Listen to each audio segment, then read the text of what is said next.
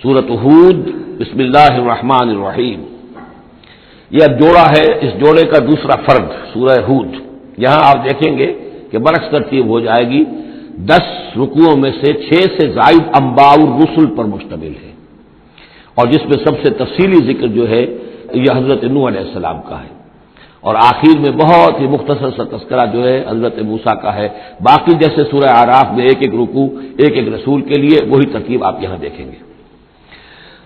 بسم اللہ الرحمن الرحیم، الف لام را، کتاب محکمت آیاتہ ثم فصلت من لدن حکیم خبیر۔ الف لام را، یہ وہ کتاب ہے جس کی آیات پختہ کی گئی ہیں، مضبوط کی گئی ہیں، پھر ان کی تفصیل کی گئی ہے، انہیں کھولا گیا ہے اس ہستی کی طرف سے جو حکیم اور خبیر ہے، جو کمال حکمت والا اور باخبر ہے۔ اس کا ایک مفہوم یہ ہو سکتا ہے کہ قرآن مجید میں شروع میں جو صورتیں نازل ہوئی ہیں وہ چھوٹی چھوٹی لیکن بہت پروفاؤنڈ، چند الفاظ کے اندر معلوم ہوتا ہے کہ جیسے سورۃ العصر ہے، والعصر ان الانسان لفی خسر الا الذین آمنوا وعملوا الصالحات وتواصوا بالحق وتواصوا بالصبر۔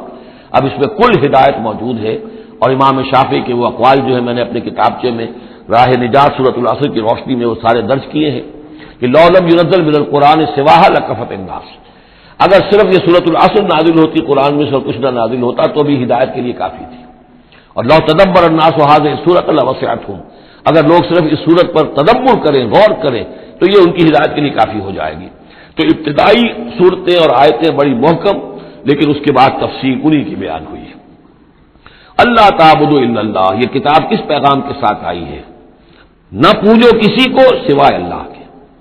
اننی لکم منہ نذیر و بشیر، یقیناً میں ہوں تمہارے لیے اس کی جانب سے خبردار کرنے والا اور بشارت دینے والا۔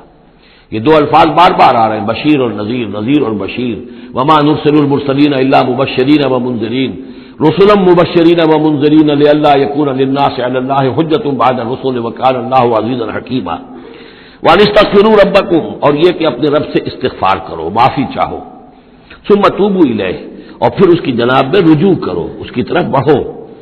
یمتعکم متاعا حسنا، وہ تمہیں ساز و سامان دے گا دنیا کی زندگی میں بھی اچھا فائدہ، الی اجل مسمى، ایک وقت معین تک کے لیے، دنیا میں بھی تمہارے لیے حسنا ہوگا۔ ویؤت کل ذی فضل فضلہ، اور ہر صاحب فضل کو اس کے حصے کا فضل عطا کرے گا۔ یہاں جو ذی فضل سے مراد ہے مستحق فضل، جو بھی فضل کا مستحق ہے اسے اللہ تعالیٰ اس کا فضل عطا کرے گا۔ وَإِن تَوَلَّوْا، اور اگر تم پھر جاؤ گے، فَإِنِّي أَخَافُ عَلَيْكُمْ عَذَابَ يَوْمٍ كَبِيرٍ، تو پھر مجھے اندیشہ ہے کہ تم پر بہت بڑے دن کا ایک عذاب آئے گا۔ إِلَى اللَّهِ مَرْجِعُكُمْ، تمہاری طرف اللہ ہی کی طرف تمہیں لوٹ جانا ہے، وَهُوَ عَلَى كُلِّ شَيْءٍ قَدِيرٌ، اور وہ ہر چیز پر قادر ہے۔ أَلَا إِنَّهُمْ يَثْنُونَ صُدُورَهُمْ لِيَسْتَخْفُوا مِنْهُ، آگاہ ہو جاؤ، یہ لوگ اپنے سینوں کو دوہرا کرتے ہیں تاکہ اس سے چھپ سکیں۔ یہ مشکلات القرآن میں سے اس کے بارے میں بہت سے اقوال ہیں۔ ایک رائے جو ہے کہ جو بخاری میں حضرت ابن عباس کا جو قول آیا ہے وہ یہ ہے کہ کچھ اہل ایمان کے اوپر حیا کا اتنا غلبہ تھا، جیسے حضرت عثمان رضی اللہ تعالیٰ عنہ، کہ وہ کبھی غسل بھی کرنا ہوتا تھا، اس وقت بھی عریاں ہونا انہیں پسند نہیں تھا، تو وہ اس طریقے سے جھک جاتے تھے کہ گویا کہ سطر پھر بھی جو ہے وہ چھپا رہے، اور اگر کہیں قضاء حاجت ہے یا کوئی اور، اس وقت بھی وہ پورا سطر کو اہتمام کرتے تھے۔ تو یہ فرمایا جا رہا ہے کہ تم کتنا ہی کر لو، ظاہر بات ہے کہ اللہ تعالیٰ کی نگاہوں کے تو تم سامنے ہو، لہذا یہ ہے کہ اس میں ایک حد تک جو بھی اللہ تعالیٰ نے سطر کا، حجاب کے جو بھی احکام دیے ان کی پیروی کرو، لیکن کسی بھی معاملے میں غلو کی ضرورت نہیں ہے۔ باقی اور طرح سے بھی اس آیت کی تشریح کی گئی ہے۔ الا انہم یثنون صدورہم لیستخفوا منہ، آگاہ ہو جاؤ وہ اپنے سینوں کو دوہرا کرتے ہیں کہ اس سے چھپ سکیں اللہ سے۔ الا حین یستغشون ثیابہم، آگاہ ہو جاؤ کہ جب وہ اپنے اوپر اپنے کپڑے بھی اوڑھے ہوئے ہوتے ہیں، یہ تو یہ کہ اس وقت تو جو ہے وہ اپنے سینوں کو دوہرا کر رہے ہیں، جب کپڑے لپیٹے ہوتے ہیں، یعلم ما یسرون وما یعلنون، اس وقت بھی اللہ جانتا ہے جو کچھ وہ چھپا رہے ہوتے ہیں اور جو کچھ وہ ظاہر کر رہے ہوتے ہیں۔ انہ علیم بذات الصدور، وہ تو جو کچھ سینوں کے اندر ہے اس کو بھی جانتا ہے۔ وما من دابۃ فی الارض الا علی اللہ رزقها، نہیں ہے کوئی بھی چلنے والی چیز، کوئی حیوان، کوئی چوپایا، کوئی چرند، کوئی پرند زمین پر جتنے بھی حیوانات ہیں اللہ نے بنائے ہیں، لیکن یہ کہ ان کا رزق اللہ کے ذمے ہے، یعنی اللہ تعالیٰ نے جو نظام بنایا اس دنیا کا، اس میں ہر شے کے لیے اس کا رزق فراہم کیا ہے، جو جاندار بنایا اس کے لیے جو غذا ہے، جو ضروری چیزیں وہ پہلے سے فراہم کر دی ہے۔ بچے کی پیدائش بعد میں ہوتی ہے اور ماں کی چھاتیوں میں دودھ پہلے پیدا ہو جاتا ہے. تو اللہ تعالیٰ کی طرف سے یہ نظام جو ہے ایسا ہے. یہ دوسری بات ہے کہ لوگوں نے تقسیم دولت کا نظام غلط کر دیا تو کچھ لوگ بھوکے رہ گئے, کچھ ننگے ہو گئے, کچھ نے دولت سمیٹ کر جو ہے اپنے کھتے بھر لیے, انبار لگا لیے. یہ انسانوں کا معاملہ ہے, یہ انہوں نے غلط کام کیا ہے. ورنہ اللہ تعالیٰ نے تو تمام جو بھی جتنی بھی مخلوقات ہیں ان کے لیے کافی اور وافی رزق جو ہے وہ پیدا کیا ہے. وما من دابۃ فی الارض الا علی اللہ رزقها ویعلم مستقرها ومستودعها, اور وہ جانتا ہے اس کے مستقل قیام کی جگہ کو بھی اور جہاں وہ عارضی طور پر سونپا جاتا ہے. یہ مستقر اور مستودع پر گفتگو ہو چکی ہے تفصیل کے ساتھ. 3 اقوال اس کے بارے میں بیان کر چکا ہوں سورہ انعام کے ضمن میں. کل فی کتاب مبین, اور یہ سب کچھ ایک کھلی روشن کتاب کے اندر موجود ہے, وہی کتاب جو علم الہی کی کتاب ہے. وَهُوَ الَّذِي خَلَقَ السَّمَاوَاتِ وَالْأَرْضَ فِي سِتَّةِ أَيَّامٍ, اور وہی ہے کہ جس نے پیدا کیا آسمانوں اور زمین کو 6 دنوں میں. وَكَانَ عَرْشُهُ عَلَى الْمَاءِ, اور اس کا تخت تھا پانی پر. لِيَبْلُوَكُمْ أَيُّكُمْ أَحْسَنُ عَمَلًا, تاکہ تمہیں آزمائے کہ کون ہے تم میں سے اچھے عمل کرنے والا. یعنی یہ تخلیق جو ہے اور انسانی زندگی کا جو یہ حصہ جو اس دنیا میں گزرتا ہے, اس کا جو اصل مقصد ہے وہ ہے امتحان. قلزم ہستی سے تو ابھرا ہے مانند حباب, اس زیاں خانے میں تیرا امتحان ہے زندگی. باقی یہ کہ کان عرشہ علی الماء, اس کا تخت پانی پر تھا. اس کے معنی کیا ہیں میرے نزدیک؟ اب بھی یہ آیات متشابہات میں سے ہے, لیکن ایک انداز ایسا ہے کہ جس سے محسوس ہوتا ہے کہ شاید وہ اس کی طرف اشارہ کیا جا رہا ہو کہ یہ دنیا جب بنی ہے, یہ زمین جب ٹھنڈی ہونے لگی ہے تو ٹھنڈی ہو کر اس کے بخارات نکلے ہیں, اور وہ اس کے گرد جو فضا بنی ہے ایٹماسفیئر, اس کے اندر یہ گیسز گئی ہیں. ان گیسز کے اندر جو ہے ہائیڈروجن اور آکسیجن کے ذریعے سے پھر پانی پیدا ہوا ہے, اور طویل عرصے تک بارشیں ہوتی رہی, طویل عرصے تک, لاکھوں سال یہ کہتے ہیں کہ بارش ہوئی ہے. اور چونکہ جب زمین سکڑی ہے تو کہیں سے وہ اونچی ہو گئی, کہیں سے نیچی ہو گئی. سکڑتی ہے کوئی شے تو اس کے اندر نشیب و فراز پیدا ہو جاتے ہیں. تو بارش جب برسی ہے تو پھر یہ کہ سمندر وجود میں آئے ہیں. ابھی کوئی اور مخلوقات نہیں تھی, صرف یہ کہ اس زمین کے اوپر یا یہ کہ وہ پہاڑ تھے اور یا پانی تھا, بلکہ یہ کہ اکثر و بیشتر پانی ہی پانی تھا. پھر یہ کہ پانی اور جہاں پر مٹی پیدا ہوئی اور دلدلی علاقے بنے, اور دلدلی علاقوں کے اندر پھر وہ کچھ حیات جو ہے اس کی شکلیں پیدا ہوئی, چاہے وہ نباتاتی حیات تھی اور چاہے وہ حیواناتی حیات تھی. تو وہ جو ایک دور ہے جب کہ ابھی مخلوقات, اس زمینی مخلوقات کے اندر ابھی کوئی شے نہیں آئی تھی, کوئی حیوانات نہیں, کوئی سمندر کے کوئی جانور نہیں, کوئی زمین کے اوپر خشکی کے جانور نہیں. تو اس وقت جو ہے گویا کہ اللہ تعالیٰ کا جو تخت حکومت ہے اس زمین کی حد تک وہ پانی کے اوپر تھا. واللہ عالم. وَلَئِن قُلْتَ, اور اگر آپ کہیں گے انکم مبعوثون, کہ تمہیں اٹھا لیا جائے گا من بعد الموت, موت کے بعد, لَيَقُولَنَّ, تو کہیں گے وہ لوگ الذین کفروا, جنہوں نے کفر کیا, ان ھذا الا سحر مبین, نہیں یہ تو کھلا جادو ہے. وَإِذَا أَخَّرْنَا عَنْهُمُ الْعَذَابَ إِلَىٰ أُمَّةٍ مَّعْدُودَةٍ, اور اگر ہم مؤخر کیے رکھیں ان سے اپنے عذاب کو ایک خاص مدت تک کے لیے, معین مدت تک کے لیے, لَيَقُولُنَّ مَا يَحْبِسُهُ, تو وہ کہتے ہیں کس چیز نے روک رکھا ہے, وہ جہاز کہاں نظر انداز ہو گیا, آتا کیوں نہیں؟ محمد بہت سال ہو گئے تمہیں کہتے ہوئے جہاز آئے گا اور وہ عذاب آئے گا, وہ کہاں ہے؟ ما یحبسو, کس سے نے اس کو روکا ہے؟ الا یوم یاتیہم لیس مصروفا عنہم, آگاہ ہو جاؤ جس دن وہ ان پر آئے گا پھر وہ ان کی طرف سے پھیرا نہیں جا سکے گا. وحاق بہم ما کانوا بہ یستہزئون, اور ان کو گھیرے میں لے لیں گی وہ تمام چیزیں جن کا یہ استہزاء اور تمسخر کیا کرتے تھے. وَلَئِنْ أَذَقْنَا الْإِنسَانَ مِنَّا رَحْمَةً, اور اگر ہم مزہ چکھاتے ہیں انسان کو اپنی طرف سے رحمت کا, کوئی خوشی آئی ہے, کوئی دولت ملی ہے, کوئی اور مسرت کی بات ہوئی ہے, ثُمَّ نَزَعْنَا مِنْهُ, پھر جب ہم اس سے وہ چھین لیتے ہیں, لے لیتے ہیں, سلب کر لیتے ہیں, إِنَّهُ لَيَئُوسٌ كَفُورٌ, تو وہ ہو جاتا بالکل مایوس, نہایت ناشکرا, بھول جاتا ہے کبھی اللہ کی نعمت بھی تھی, کبھی اللہ کی نگاہ کرم بھی مجھ پر تھی, ٹھیک ہے آج مجھ پر سختی آ گئی ہے تو سختی نرمی آتی رہتی ہے, اللہ تعالیٰ کی طرف سے ہے. اگر نرمی بھی تھی تو اللہ کی طرف سے, اور سختی بھی آئی ہے تو اللہ کی طرف سے. اس پر شکر چاہیے تھا, اس پر صبر چاہیے, لیکن نہیں, انسان جو ہے لیئوس کفور, انتہائی مایوس اور نہایت ناشکر. ہم پر تو کبھی اللہ کی کوئی نظر کرم ہوئی نہیں. وَلَئِنْ أَذَقْنَاهُ نَعْمَاءَ بَعْدَ ضَرَّاءَ مَسَّتْهُ, اور اگر ہم مزہ چکھائیں اسے نعمتوں کا اس کے بعد کہ کوئی تکلیف اس کو پہنچی ہوئی تھی, لَيَقُولَنَّ ذَهَبَ السَّيِّئَاتُ عَنِّي, تو وہ کہے گا بس جی میرے دل اندر دور ہو گئے, ساری برائیاں اب تو, ساری مصیبتیں ختم ہو گئیں.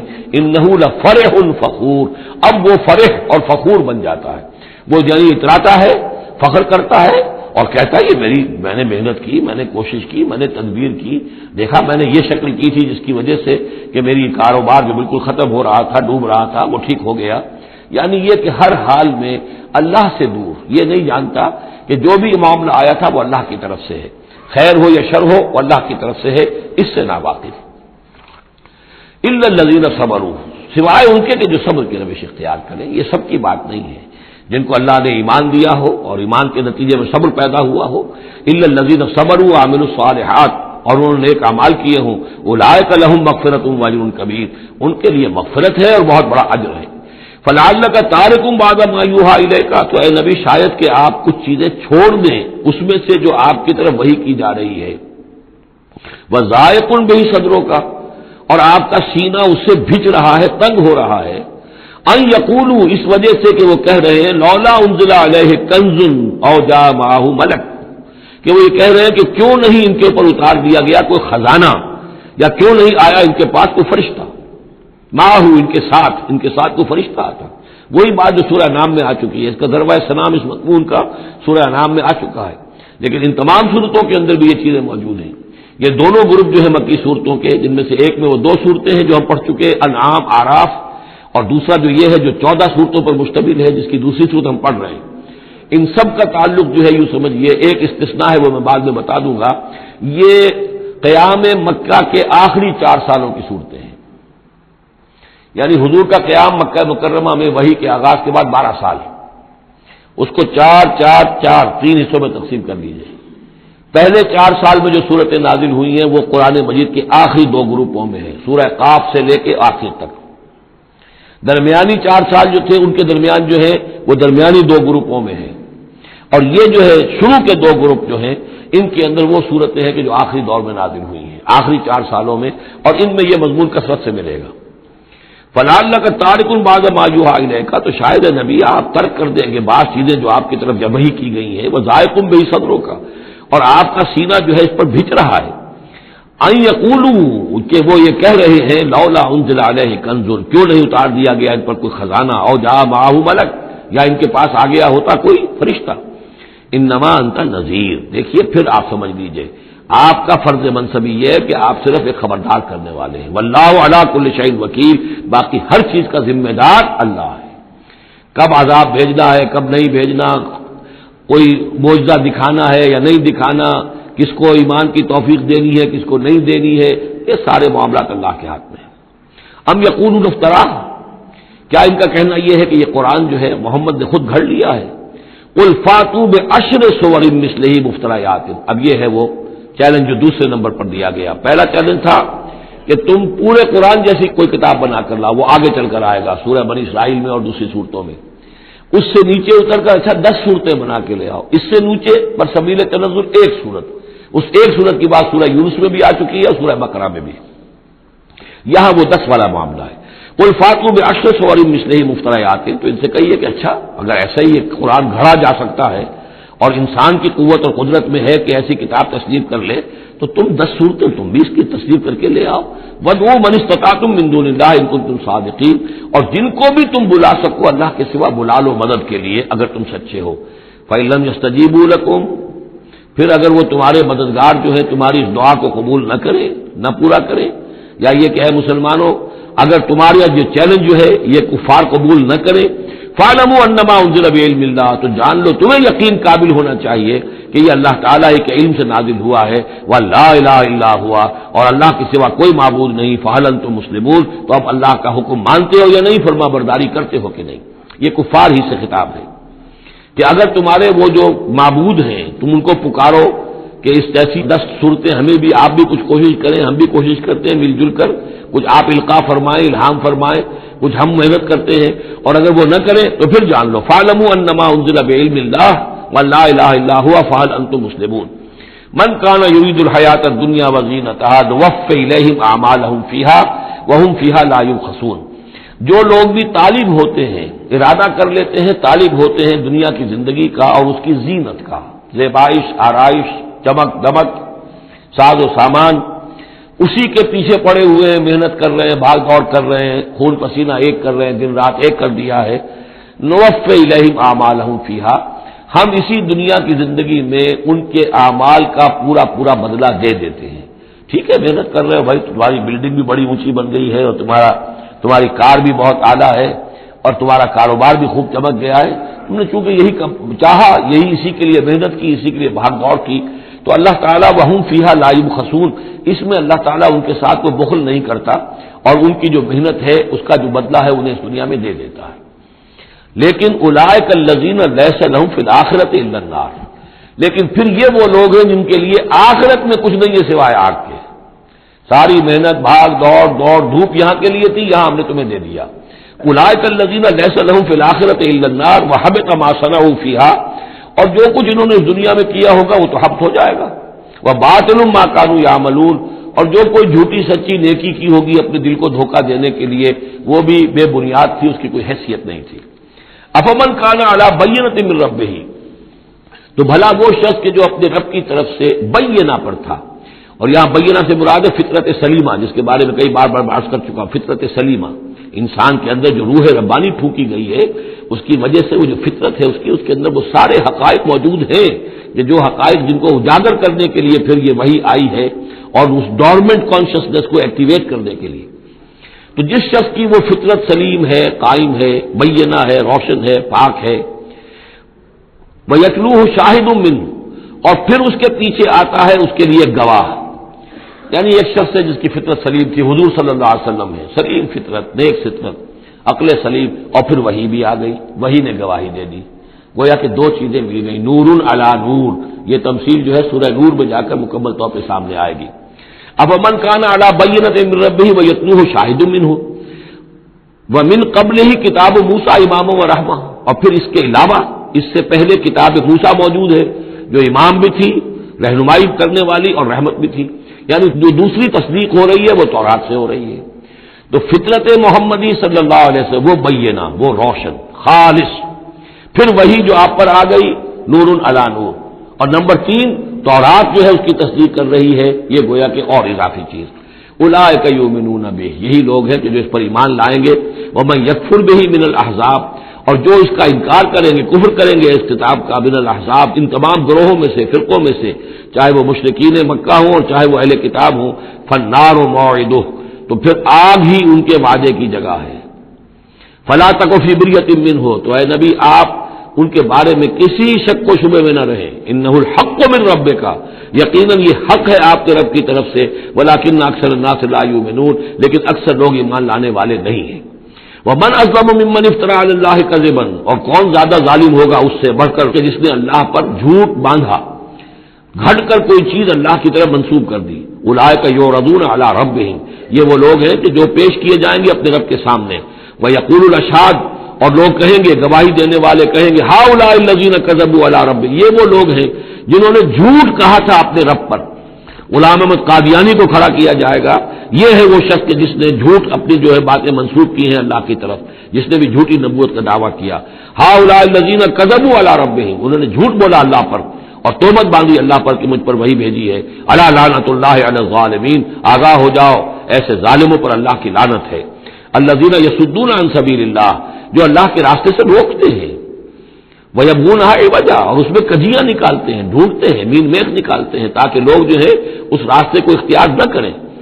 وَهُمْ بِالْآخِرَةِ هُمْ کافرون، اور آخرت کے وہ بالکل انکاری ہیں اور منکر ہیں. اور اصل تو ان کی بیماری یہی ہے، آخرت کا انکار ہے، جس کی وجہ سے کہ ان کی عقلوں پر پردے پڑے ہوئے ہیں. آخرت سے جو ان کی بے رغبتی ہے، لا یرجون لقاءنا، جو سورہ یونس میں ہم نے بار بار پڑھا، وہ لوگ کہ جو ہم سے ملاقات کے امیدوار ہی نہیں. یہ ہے اصل میں کہ جو غفلت کی اصل جڑ اور بنیاد ہے. اولئک لم یکونوا معجزین فی الارض، یہ وہ لوگ ہیں کہ یہ ہرگز زمین میں عاجز کرنے والے نہیں ہیں. یہ شکست نہیں دے سکتے حق کو، یہ اللہ تعالیٰ کو شکست نہیں دے سکتے، اللہ کے رسول کو شکست نہیں دے سکتے. لم یکونوا معجزین فی الارض وما کان لهم من دون اللہ من اولیاء، اور نہ ہی ان کے اللہ کے سوا یا اللہ کے مقابلے میں کوئی مددگار اور حمایتی ہے. یضاعف لهم العذاب، ان کے لیے تو عذاب بڑھایا جاتا رہے گا، دگنا کیا جاتا رہے گا. ما كانوا يستطيعون السمع وما كانوا يبصرون، اور وہ اس لیے کہ نہ تو وہ سننے کی صلاحیت رکھتے تھے اور نہ دیکھتے تھے، اندھے اور بہرے ہو گئے تھے. صم بکم عمی فهم لا يرجعون، اس لیے اب ان کے لیے عذاب جو ہے بڑھایا جاتا رہے گا. اولئک الذین خسروا انفسهم، یہ وہ لوگ ہیں جنہوں نے اپنے آپ کو ہلاک کر لیا، تباہ و برباد کر دیا. وضل عنہم ما كانوا یفترون، اور ان سے سب گم ہو کر رہ گئی وہ ساری افطرا جو وہ کرتے رہے تھے. وہ کہاں گئے معبود، کہاں گئے من گھڑت خیالات، کہاں ہیں وہ شفعاء، کہاں ہیں وہ چھڑانے والے، وہ سب کے سب جو ضل عنہم ما كانوا یفترون، گم ہو گئے وہ سب کہ جس کا کہ انہوں نے افطرا کیا تھا. لا جرم انہم فی الآخرۃ هم الاخسرون، تو اب اس میں کیا شک ہے کہ آخرت میں سب سے بڑھ کر خسارہ پانے والوں میں وہی ہوں گے. اخسر، اکثر جو ہے افل کے بنا پر افل التفضیل.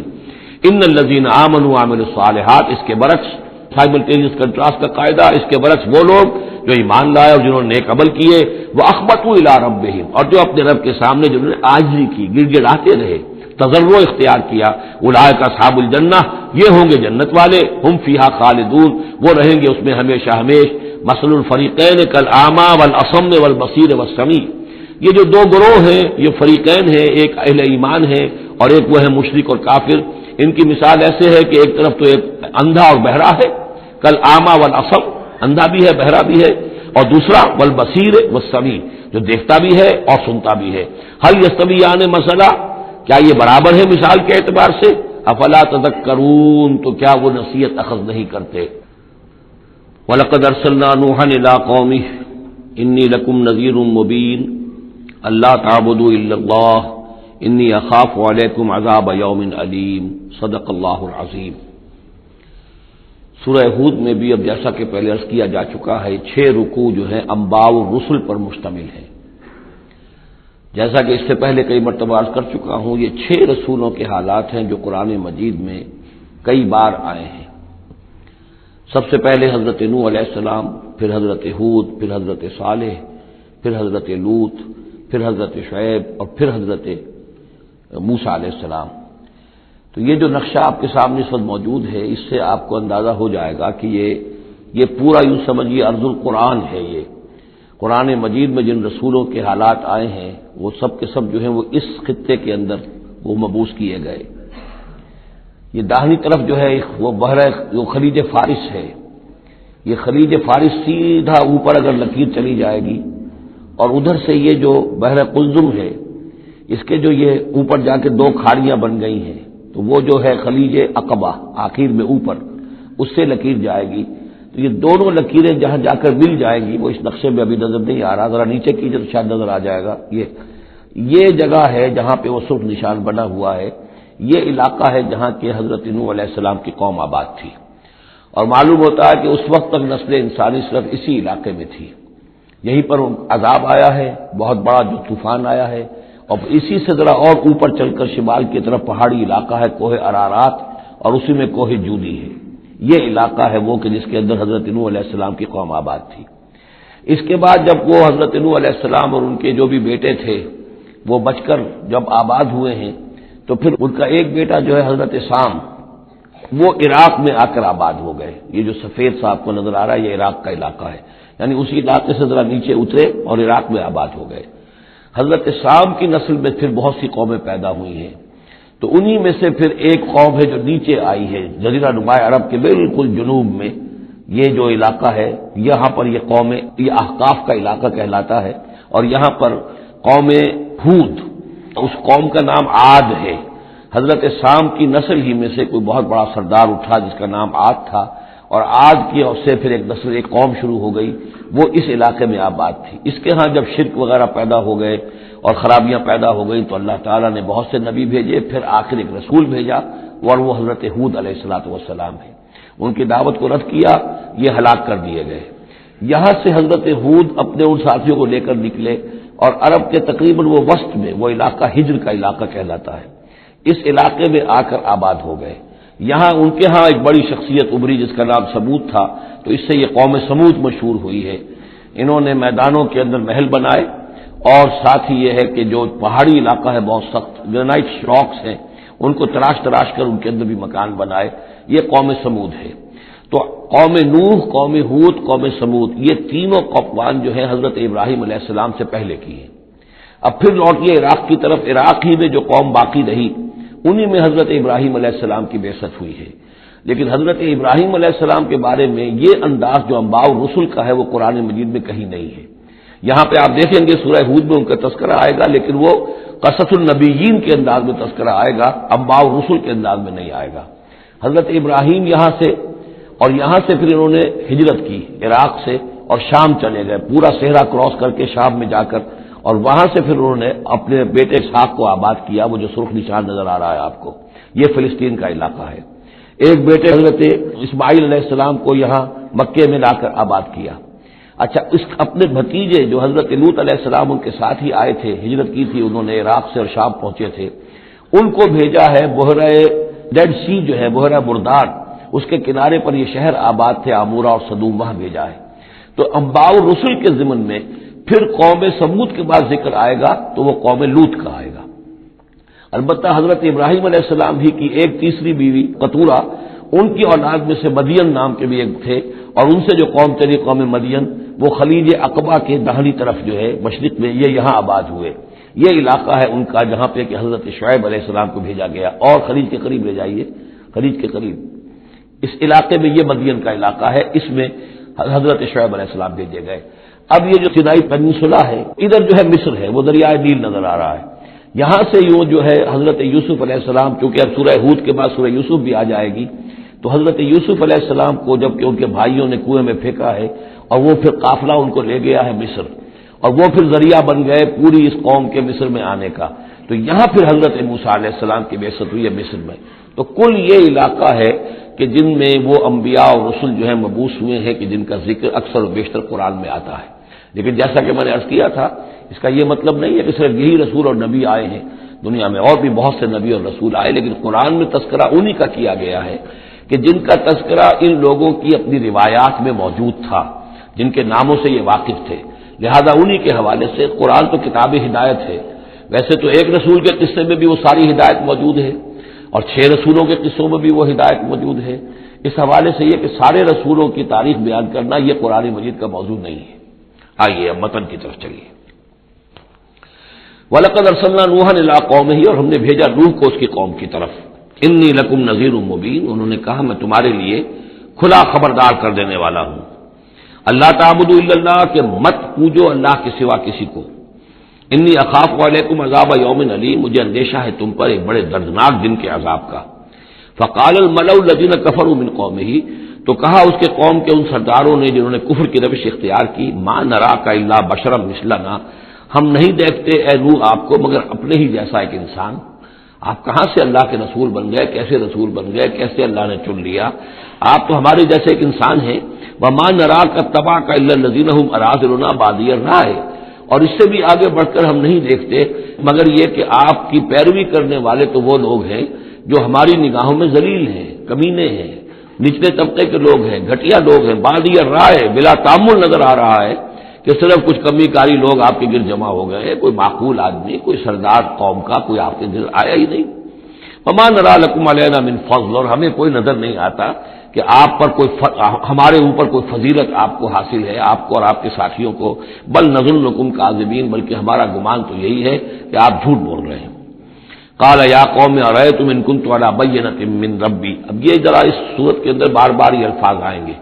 ایک فطرت سلیمہ جو پہلے سے تھی، اس کے بعد اللہ کی طرف سے وحی آ گئی، وہ گویا کہ اس کا شاہد ہے۔ انہوں نے کہا اے میری قوم کے لوگوں ذرا غور کرو، اگر میں پہلے سے بھی اپنے رب کی طرف سے بینہ پر تھا، تم جانتے ہو میں نے زندگی تمہارے مابین گزاری تھی، تم بھی جانتے ہو کہ میں ایک شریف النفس انسان تھا، میرا کردار میرا اخلاق تمہارے سامنے تھا، میں بینہ پر تھا، میری فطرت مس نہیں ہوئی تھی، سلیم تھی۔ وآتانی رحمۃ من عنده، پھر اللہ نے مجھے رحمت بھی عطا فرما دی اپنے پاس سے، یعنی جو وحی آئی ہے میرے پاس وہ اللہ تعالیٰ کی رحمت ہے۔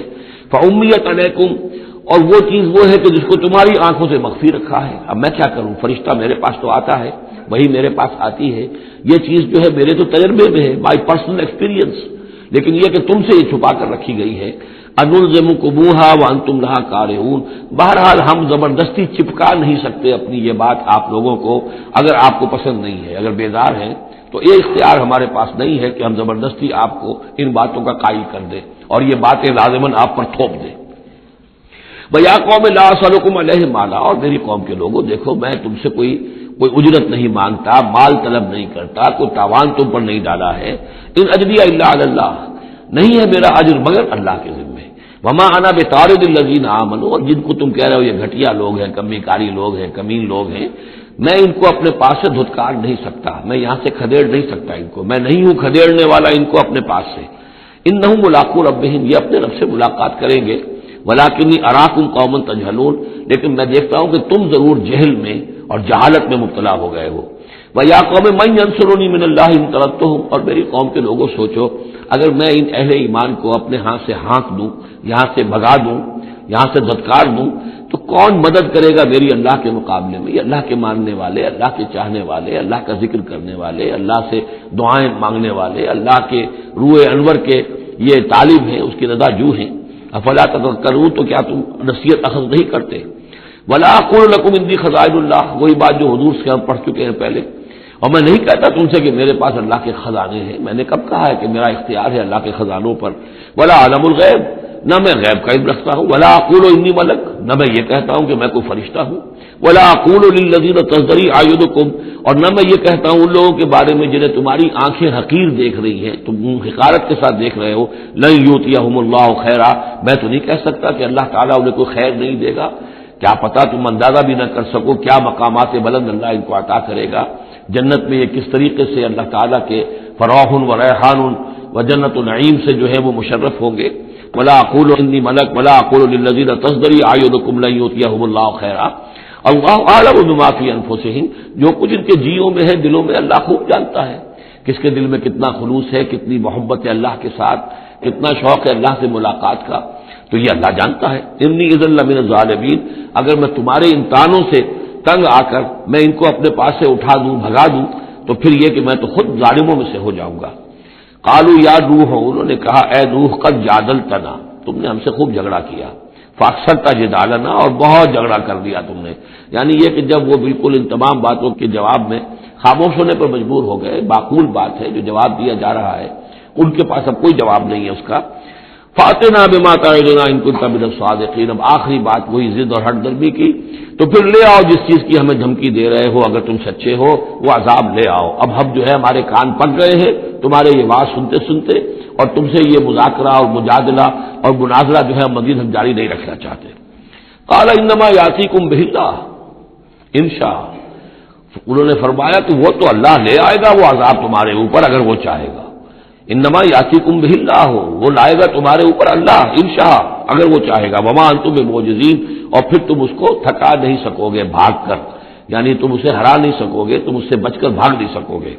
ولا ينفعکم نصحی ان اردت ان انصح لکم، اور میری نصیحت، میرا خلوص، میری خیر خواہی تمہارے حق میں کچھ مفید نہیں ہو سکتی، خواہ میں کتنا ہی تمہارا ناصح ہوں، کتنا ہی تمہارے ساتھ مخلص ہوں، نصیحت کر رہا ہوں، خیر خواہ ہوں۔ ان کان اللہ یرید ان یغویکم، اگر اللہ ہی فیصلہ کر چکا ہو کہ وہ تمہاری گمراہی کے اوپر اس کی مہر ثبت ہو چکی ہو، اگر اللہ تعالیٰ فیصلہ کر چکا ہے تو میری یہ سارا اخلاص اور خلوص اور دعوت اور نصیحت اور خیر خواہی اس کا کوئی نتیجہ نہیں نکلے گا۔ هو ربکم، وہ تمہارا رب ہے، وإلیہ ترجعون، اور اسی کی طرف تم لوٹا دیے جاؤ گے۔ ام یقولون افترا، کیا یہ کہتے ہیں کہ یہ اے محمد صلی اللہ علیہ وسلم آپ نے اس کو گھڑ لیا ہے؟ قل ان افتریتہ فعلی اجرامی، اب یہاں درمیان میں حضرت نوح علیہ السلام کی بات چل رہی ہے اور آگے بھی چلے گی، لیکن درمیان میں ایک جملہ معترضہ ہے۔ یہ ساری باتیں ہیں نبی جو آپ کو ہم وحی کے ذریعے سے بتا رہے ہیں، یہ ساری جو گفت و شنید ہوئی تھی حضرت نوح علیہ السلام کے اور ان کی قوم کے درمیان، آپ کو کیسے معلوم ہوئی؟ آپ نے گھڑ لی ہے؟ آپ کو کوئی فکشن ہے، کوئی سٹوری ہے، کیا ہے؟ نہیں، یہ تو اللہ تعالیٰ کی طرف سے ہے۔ قل ان افتریتہ، کہہ دیجئے اگر میں نے یہ گھڑی ہوں یہ چیزیں، فعلی اجرامی، تو پھر یہ میرا جرم ہوگا، اس کا وبال مجھ پر آئے گا۔ وانا بریء مما تجرمون، ورنہ پھر یہ ہے کہ جو جرم تم کر رہے ہو، جھٹلا رہے ہو، تو میں اس سے بری ہوں۔ وأوحی الی نوح، اور وحی کر دیا گیا نوح کی جانب، انہ لن یؤمن من قومک الا من قد آمن، اب کوئی اور شخص ایمان نہیں لائے گا تمہاری قوم میں سے سوائے ان کے جو ایمان لا چکے ہیں۔ فلا تبتئس بما كانوا يفعلون، سو اب جو کچھ وہ کر رہے ہیں آپ اس پر افسوس نہ کریں اور غمگین نہ ہوں۔ واصنع الفلک بأعیننا ووحینا، اور اب آپ کشتی تیار کیجئے، کشتی بنائیے ہماری نگاہوں کے سامنے، یعنی ہم دیکھ رہے ہیں اور ہمارے انسٹرکشنز کے مطابق، ووحینا معلوم ہوتا کہ اللہ تعالیٰ کی طرف سے ہر سٹیپ پر ان کو وحی آ رہی ہے، اور کہ اس طرح کرو، اتنی لمبی بناؤ، ایسی لکڑیاں تیار کرو، بِأَعْيُنِنَا وَوَحْيِنَا، ہماری نگاہوں کے سامنے اور ہماری ہی انسٹرکشنز کے مطابق، وحی کے مطابق. ولا تخاطبنی فی الذین ظلموا، اب دیکھنا جو ظالم ہیں ان کے بارے میں مجھ سے خطاب نہ کرنا، مجھ سے دعا نہ کرنا، مجھ سے بات نہ کرنا کہ فلاں جو ہے یہ میرا عزیز ہے اور فلاں میرا رشتہ دار ہے. اب جو بھی ظالم ہے اس کے بارے میں تمہاری طرف سے کوئی نرم بات نہ آئے. انہم مغرقون، اب یہ سب کے سب غرق کیے جائیں گے. ویصنع الفلک، اب وہ نقشہ دیکھیے آپ چشم تصور سے، خشکی پر بیٹھے ہوئے ہیں اور حضرت نوح علیہ السلام آس پاس سمندر کہیں ہے ہی نہیں اور وہ کشتی بنا رہے ہیں. ویصنع الفلک، اور وہ بنا رہے کشتی. وکلما مر علیہ ملأ من قومہ سخروا منہ، جب بھی ان کی قوم کے سردار ان کے پاس سے گزرتے تھے وہ مذاق اڑاتے تھے کہ معلوم ہوتا اب تک تو ہم سمجھتے تھے کہ بہرحال یہ کچھ شاید بات بنا رہا ہے، جھوٹ بول رہا ہے، کیا کر رہا ہے. اب تو معلوم ہوتا بالکل ہمت ماری گئی، اب کوئی جو ہے ہوش ٹھکانے نہیں رہے. تو وہ ہنستے تھے. سخروا منہ قال ان تسخروا منا فإنا نسخر منکم کما تسخرون، حضرت نوح فرماتے تھے کہ تم اگر ہم سے اب اس تمسخر کر رہے ہو، مذاق اڑا رہے ہو، تو وہ وقت قریب آنے والا ہے کہ ہم تمہارا مذاق اڑائیں گے جیسے کہ تم مذاق اڑا رہے ہو ہمارا. فسوف تعلمون من یاتیہ عذاب یخزیہ، تو تم ان قریب جان لوگے کہ کون ہے وہ جن پر کہ عذاب آتا ہے جو ان کو رسوا کر دے گا. ویحل علیہ عذاب مقیم، اور اس پر اترے گا وہ عذاب کے جو قائم رہنے والا ہے اور دائمی ہے. حتی اذا جاء امرنا وفارت النور، یہاں تک کہ جب ہمارا حکم آ گیا اور جوش مارا تنور نے. اب یہ جو ہے جہاں تک اس کا یعنی جیوگرافیکل یا جیولوجیکل جو بھی اس کا پس منظر ہے اس کے ضمن میں ایچ جی ویلز نے جو بات کہی ہے وہ میں آپ کو بتا دینا چاہتا ہوں. اس کا کہنا یہ ہے کہ میڈیٹرینین کا جو اس کی سطح وہ بہت بلند تھی اور ساحل کے ساتھ ساتھ جو ہے اس کے جو مشرقی ساحل ہے اس کا جو شام کا اور فلسطین کا، تو یہاں پر جو ہے وہ اونچے پہاڑ تھے. جیسے کراچی کے بارے میں بھی کہا جاتا ہے کہ کراچی کے بعض علاقے جو ہیں وہ سطح سمندر سے نیچے ہیں، لیکن ساحل کے ساتھ ساتھ اونچا علاقہ ایسا ہے کہ جو سمندر کو روکے ہوئے. اگر کسی جگہ پر ایسا ہو تو اگر کہیں کوئی ایک سوراخ بھی ہو جائے تو یہ ایسا ہی ہے جیسے کسی بڑے بند میں سوراخ ہو جائے. اگر خدا نہ خواستہ کہیں تربیلا ڈیم میں یا کہیں کوئی اور اس طریقے کی بات ہو جائے تو پھر جو تباہی آئے گی اس کا آپ اندازہ کر لیجئے. تو ان کا کہنا یہ ہے کہ وہ سیلاب جو آیا ہے تو میڈیٹرینین میں وہ جو اس کا ساحلی علاقہ تھا اس میں سے کہیں وہ راستہ نکلا ہے پانی کا اور پھر سمندر آیا ہے، اور وہ سمندر جو ہے پورے مڈل ایسٹ کے علاقے کے اوپر جو ہے اس کے اوپر وہ پانی سمندر کی شکل بن گیا ہے. یہ ہے ان کی تعبیر. اس لیے کہ تاریخی طور پر اور طبقات الارض کا جو علم ہے وہ بتاتا ہے کہ اس پورے علاقے میں بہت بڑے وسیع پیمانے پر فلڈ کے آثار موجود ہیں. وہ آثار جو ہیں وہ ایسے ہیں کہ اس پورے علاقے کے اندر وہ فلڈ آیا تھا، اور اس کی یہ توجیہ ہے جو وہ لوگ کرتے ہیں. بہرحال اس میں تین چیزیں ہوئی ہیں. ایک تو یہ کہ کسی ایک جگہ سے کوئی تنور ہو سکتا ہے کہ کوئی سوراخ جو ہے، جیسے کہ آپ کو معلوم ہے بڑے بڑے جو بند ہیں ان میں بعض اوقات صرف جو چوہوں کے بل ہوتے ہیں ان کی وجہ سے سوراخ ہو جاتے ہیں. نہروں کے کناروں میں جو بند ٹوٹتا ہے نہر کا تو کہیں کوئی چوہوں نے کوئی سوراخ کیا ہوتا ہے، اس میں سے پانی بہنا شروع ہوا اور نہر ٹوٹ گئی.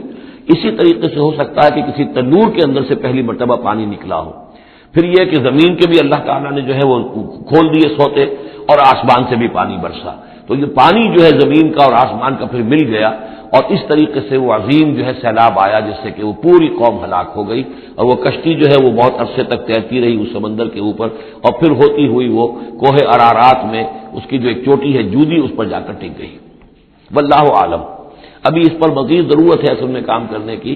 ویسے یہ خبریں بھی ہیں کہ بعض اوقات کوئی کشتی نما چیز دیکھی گئی ہے. یہ علاقہ جو ہے اصل میں کہ جو جہاں پہ ترکی کی سرحد ملتی ہے روس کے ساتھ، ادھر وہ آذربائیجان وغیرہ کا علاقہ ہے، ادھر پھر یہ ترکی ہے، اوپر روس کا علاقہ جو ہے، تو اس میں ادھر سے راستہ جو ہے بہت دشوار گزار ہے، چڑھ نہیں سکتے.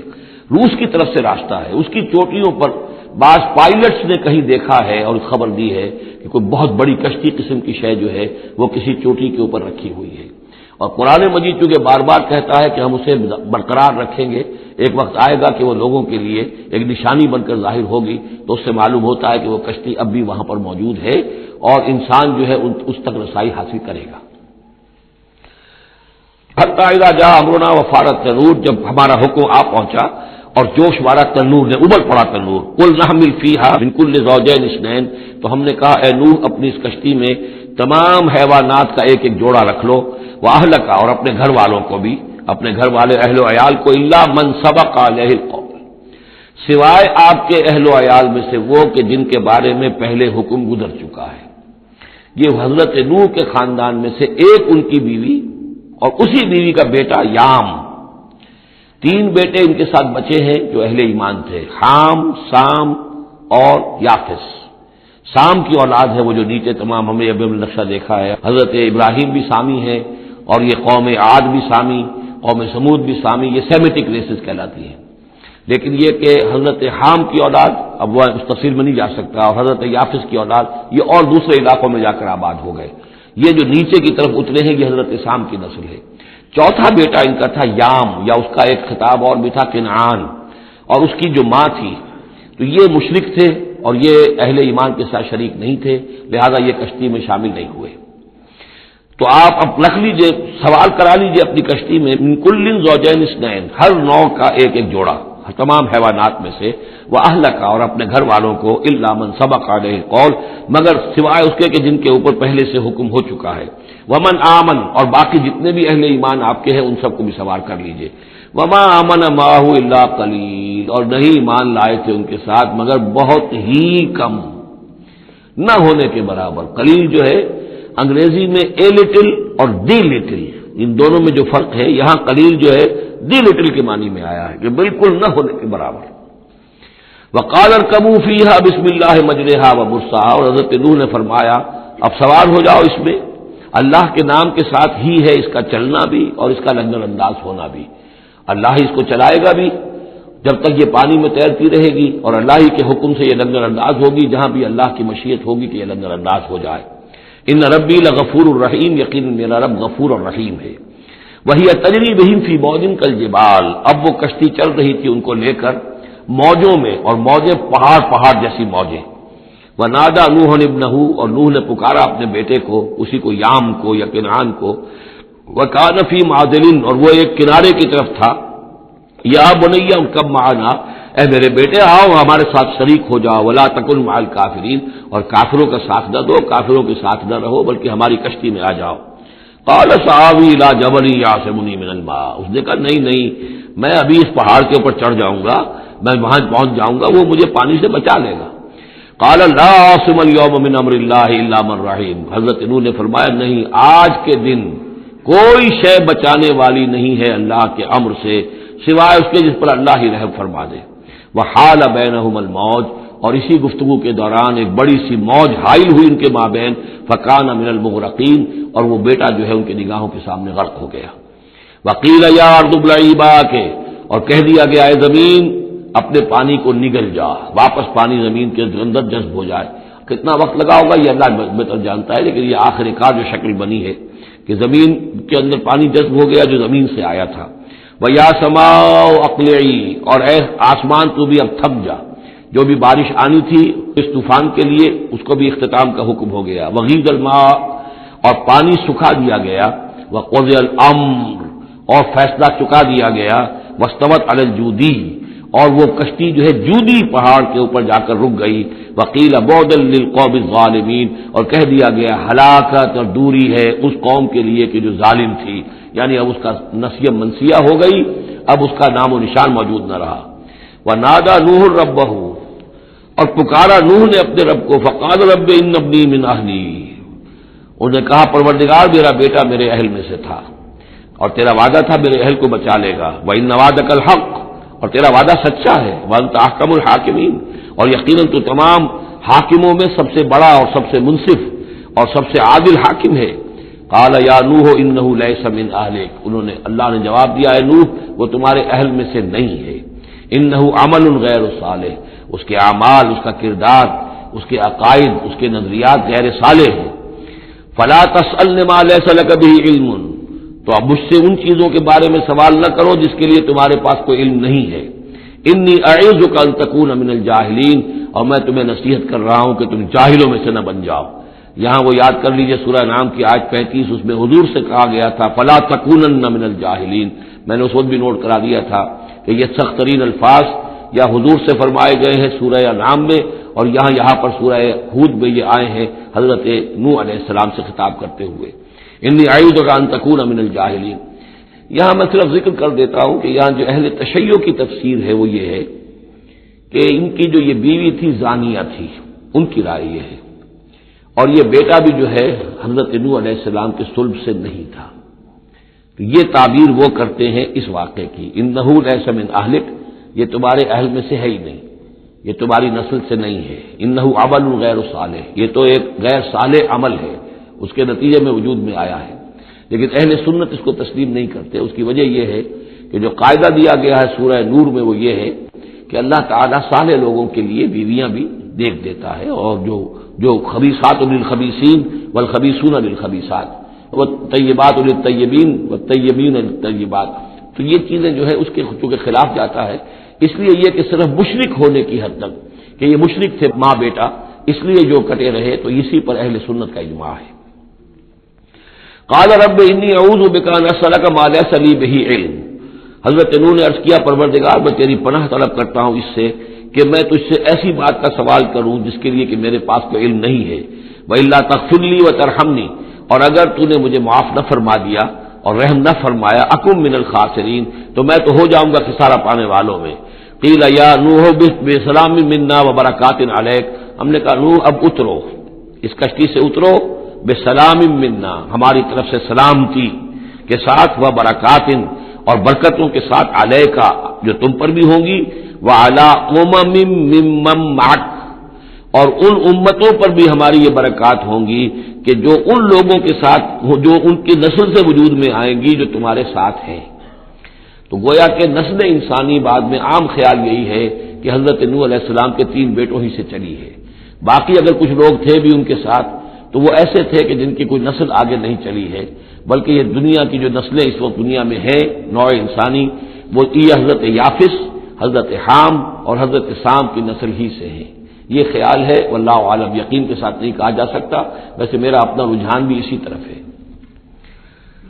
حضرت یافس کی اولاد جو ہے وہ یہ جو پہاڑی علاقہ ہے، جیسا کہ ابھی آپ نے نقشے میں دیکھا تھا، اس سے اوپر جو ہے یہ سینٹرل ایشیا کے پہاڑ ہیں. اس پہاڑ کو کراس کیا انہوں نے، اور وہ جو پھر میدانی علاقہ ہے روس کا، اور اس کی طرف سے ہوتے ہوتے وہ سیرائے گوبی سے ہوتے ہوئے چین کا، تو حضرت یافس کی اولاد ادھر پھیل گئی ہے. یورپ سے لے کر اور چائنا تک یہ سب یافس کی نسل ہے. حضرت حام کی اولاد مشرق اور مغرب میں چلی گئی، اسی پہاڑی سلسلے کے دامن میں ہوتی ہوئی. ایک شاخ ان کی ایران ہوتے ہوئے بھارت چلی گئی، انڈیا چلی گئی، سندھ اور ہند، اور ایک شاخ جو ہے سینائی پیننسولا کراس کر کے یہ سوڈان اور مصر چلی گئی. یہ ہے حضرت حام کی نسل میں سے. یہ عام طور پر جو ہمارے پرانے ماہرین انساب ہیں ان کا کہنا یہ ہے. انہی میں سے معلوم ہوتا ہے کہ جو یہ یورپین ہیں، جو کہ انڈو ایرینز جو کہلاتے ہیں، تو یہ ایرینز جو ہے یہ سب حضرت حام کی اولاد میں سے معلوم ہوتے ہیں. ان میں سے گریکس بھی ہیں، اور ان میں رومنز بھی ہیں، اور ان میں جرمنز بھی ہیں. باقی جو ہے نسلیں جو ہیں یہ اینگلو سیکسنز، یہ ہے حضرت یافسی کے نسل سے جو اوپر سے جا کر اور یہ اسکینڈینیوین کنٹریز سے ہو کر پھر نیچے اترے ہیں یورپ کی طرف. تو یہ جو ناردرنرز کہلاتے ہیں، دی نارڈک ریسز، شمالی اقوام جو ہے اینگلو سیکسنز ان میں سے ہے. لیکن جو مشرقی یورپ کی یہ اقوام ہیں یہ اصل میں یہ بھی آریائی نسل جو ہے حضرت حام کی نسل میں سے، واللہ عالم. تو یہاں وہ الفاظ آ گئے تھے، قال یا نوح بسلام منا وبرکات علیک وعلی امم ممن معک، ان امتوں اور قوموں پر بھی سلامتی اور برکات جو ان میں سے ہوں گی جو تمہارے ساتھ ہیں، تمہارے ساتھ جو اس کشتی میں سوار ہیں. وامم سنمتعہم، اور کچھ اور قومیں بھی ہوں گی، فرقے ہوں گے جنہیں ہم کچھ سامان دیں گے دنیا کا. ثم یمسہم منا عذاب علیم، اور پھر ان کے اوپر ہماری طرف سے ایک بڑا زبردست عذاب آئے گا، جیسے کہ پھر قوم ہود پر اور قوم صالح پر آیا ہے. تلک من انباء الغیب نوحیھا الیک، یہ غیب کی خبروں میں سے ہے جو وحی کر رہے ہیں ہم آپ کی جانب اے محمد صلی اللہ علیہ وسلم. وما كنت تعلمها انت ولا قومك، اور نہیں جانتے تھے آپ ان کو، نہ آپ نہ آپ کی قوم ان سے واقف تھی، من قبل ھذا، اس سے پہلے. فاصبر، تو اے نبی صبر کیجئے. ان العاقبۃ للمتقین، یقیناً آخری انجام جو ہے وہ بھلا ہوگا اہل تقوی ہی کا. وَإِلَىٰ عَادٍ أَخَاهُمْ هُودًا، یہ سام کی نسل کی ایک شاخ جو نیچے اتری ہے اور یہ پہنچ گئی ہے جزیرہ نما عرب کے تقریباً جو ساؤدرن ڈیزرٹ ہے جو آج کا، اس کے اندر. اور عاد کی قوم کی طرف ہم نے بھیجا اخاہم ہودا، ان کے بھائی ہود کو، قال یا قوم اعبدوا اللہ ما لکم من الہ غیرہ ان انتم الا مفترون، انہوں نے کہا میری قوم کے لوگوں تمہارا کوئی الہ اللہ کے سوا نہیں ہے، اور یہ باقی تم نے نام گھڑ لیے ہیں، کوئی اور معبود نہیں ہے، کسی کی حقیقت نہیں ہے۔ یا قوم لا اسألکم علیہ اجرا، اور میری قوم کے لوگوں میں تم سے کوئی اجر کا طالب نہیں ہوں، ان اجری الا علی الذی فطرنی، نہیں ہے میرا اجر مگر اسی کے ذمہ جس نے مجھے پیدا فرمایا، افلا تعقلون، تو کیا تم عقل سے کام نہیں لیتے؟ وَيَا قَوْمِ اسْتَغْفِرُوا رَبَّكُمْ، اور میری قوم کے لوگوں اللہ سے استغفار کرو، اپنے گناہوں کی معافی چاہو، توبہ کرو، اس شرک کو اور بت پرستی کو چھوڑو، ثُمَّ تُوبُوا إِلَيْهِ، پھر اس کی جناب میں رجوع کرو، يُرْسِلِ السَّمَاءَ عَلَيْكُمْ مِدْرَارًا، وہ آسمان سے تم پر چھاجوں پانی برسائے گا، وَيَزِدْكُمْ قُوَّةً إِلَىٰ قُوَّتِكُمْ، اور تمہاری جو قوت اس نے عطا کی ہوئی ہے اس میں اور قوت کا اضافہ فرمائے گا، وَلَا تَتَوَلَّوْا مُجْرِمِينَ، لیکن یہ کہ روگردانی نہ کرو مجرموں کی طرح اور مجرم بن کر۔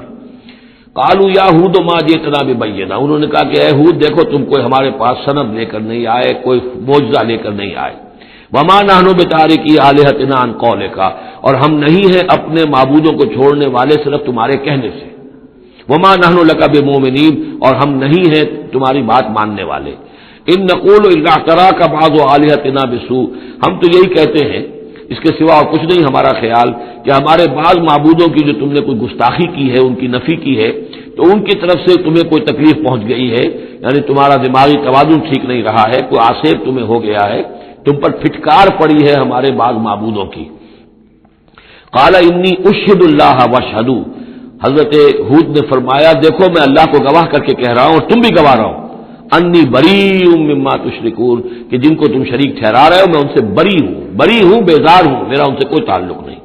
وہی بات جو حضرت ابراہیم نے فرمائی تھی کہ مجھے ان کا کوئی خوف نہیں، من دونہ ہی، اس کے سوا تم جو شرک کر رہے ہو، فکیدونی جمیعا، تو تم سب کے سب مل کر میرے خلاف جو چاہو کارروائی کر لو، کیدونی، جو چالیں چلنی چاہے چل لو، ثم لا تنظرون، مجھے کوئی مہلت نہ دو، انی توکلت علی اللہ ربی و ربکم، میں نے تو توکل کیا ہے اپنے رب پر، اللہ پر جو میرا بھی رب ہے اور تمہارا بھی رب ہے، ما من دابۃ الا هو آخذ بناصیتها، نہیں ہے کوئی بھی جاندار مگر یہ کہ اس کی پیشانی جو ہے اللہ ہی کے ہاتھ میں ہے۔ وہ دعا جو میں نے آپ کو سنائی تھی اس میں حضور کے الفاظ بھی یہ ہیں، وناصیتی بیدک، اللہم انی عبدک وابن عبدک وابن امتک فی قبضتک ناصیتی بیدک ماض فی حکمک عدل فی قضاؤک۔ ہوا آخذ بناصیتها، ہر جاندار کی پیشانی اللہ کے ہاتھ میں، یعنی اس کی قسمت، اس کی تقدیر، اسے کیا ملنا ہے، اس کے ساتھ کیا ہونا، یہ سب اللہ کے ہاتھ میں ہے۔ ان ربی علی صراط مستقیم، یقیناً میرا رب تو سیدھی راہ پر ملے گا، سیدھی توحید کی راہ پر جاؤ گے تو رب کے قریب پہنچو گے۔ میرا رب جو ہے وہ عدل و انصاف کے راستے سے اور صراط مستقیم ہی سے اس تک رسائی حاصل ہو سکتی ہے۔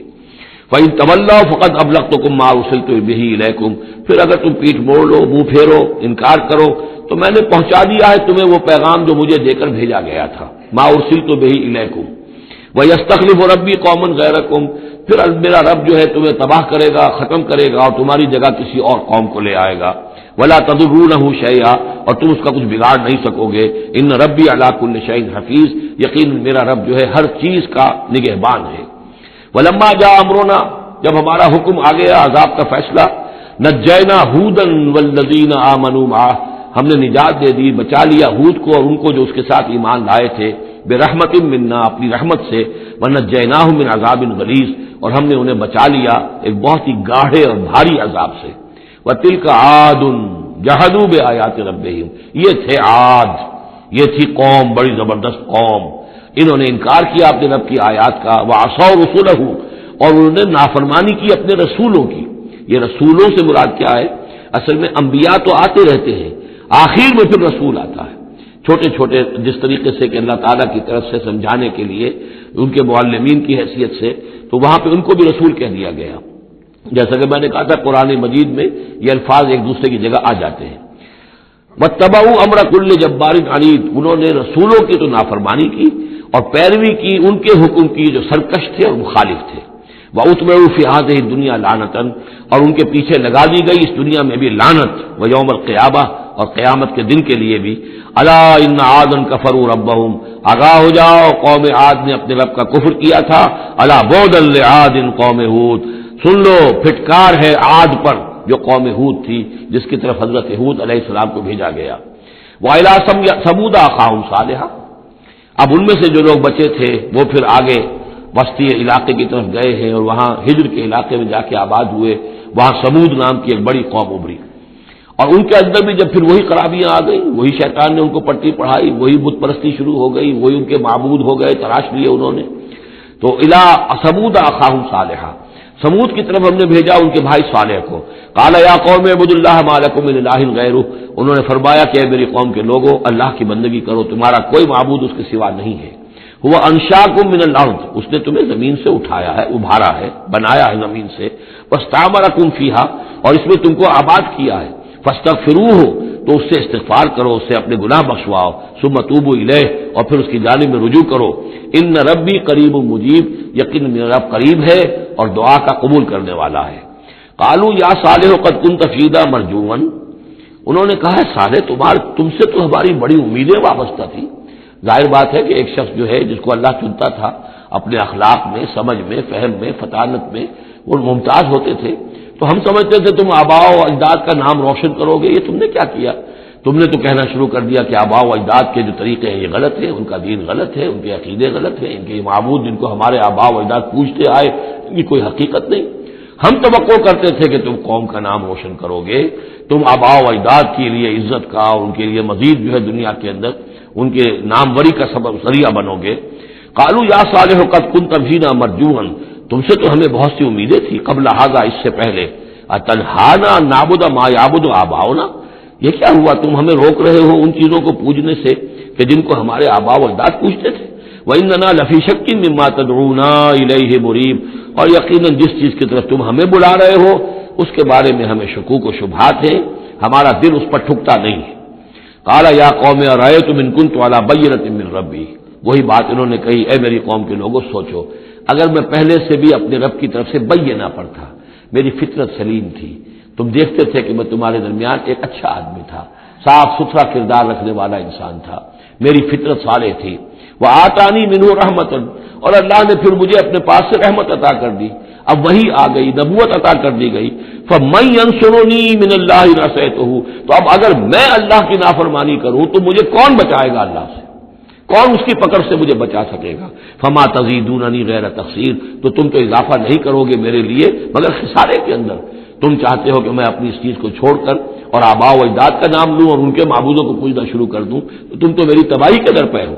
وَيَا قَوْمِ هَٰذِهِ نَاقَةُ اللَّهِ لَكُمْ آیا, اور دیکھو میری قوم کے لوگوں یہ اللہ کی اونٹنی ہے تمہارے لیے ایک نشانی ہے.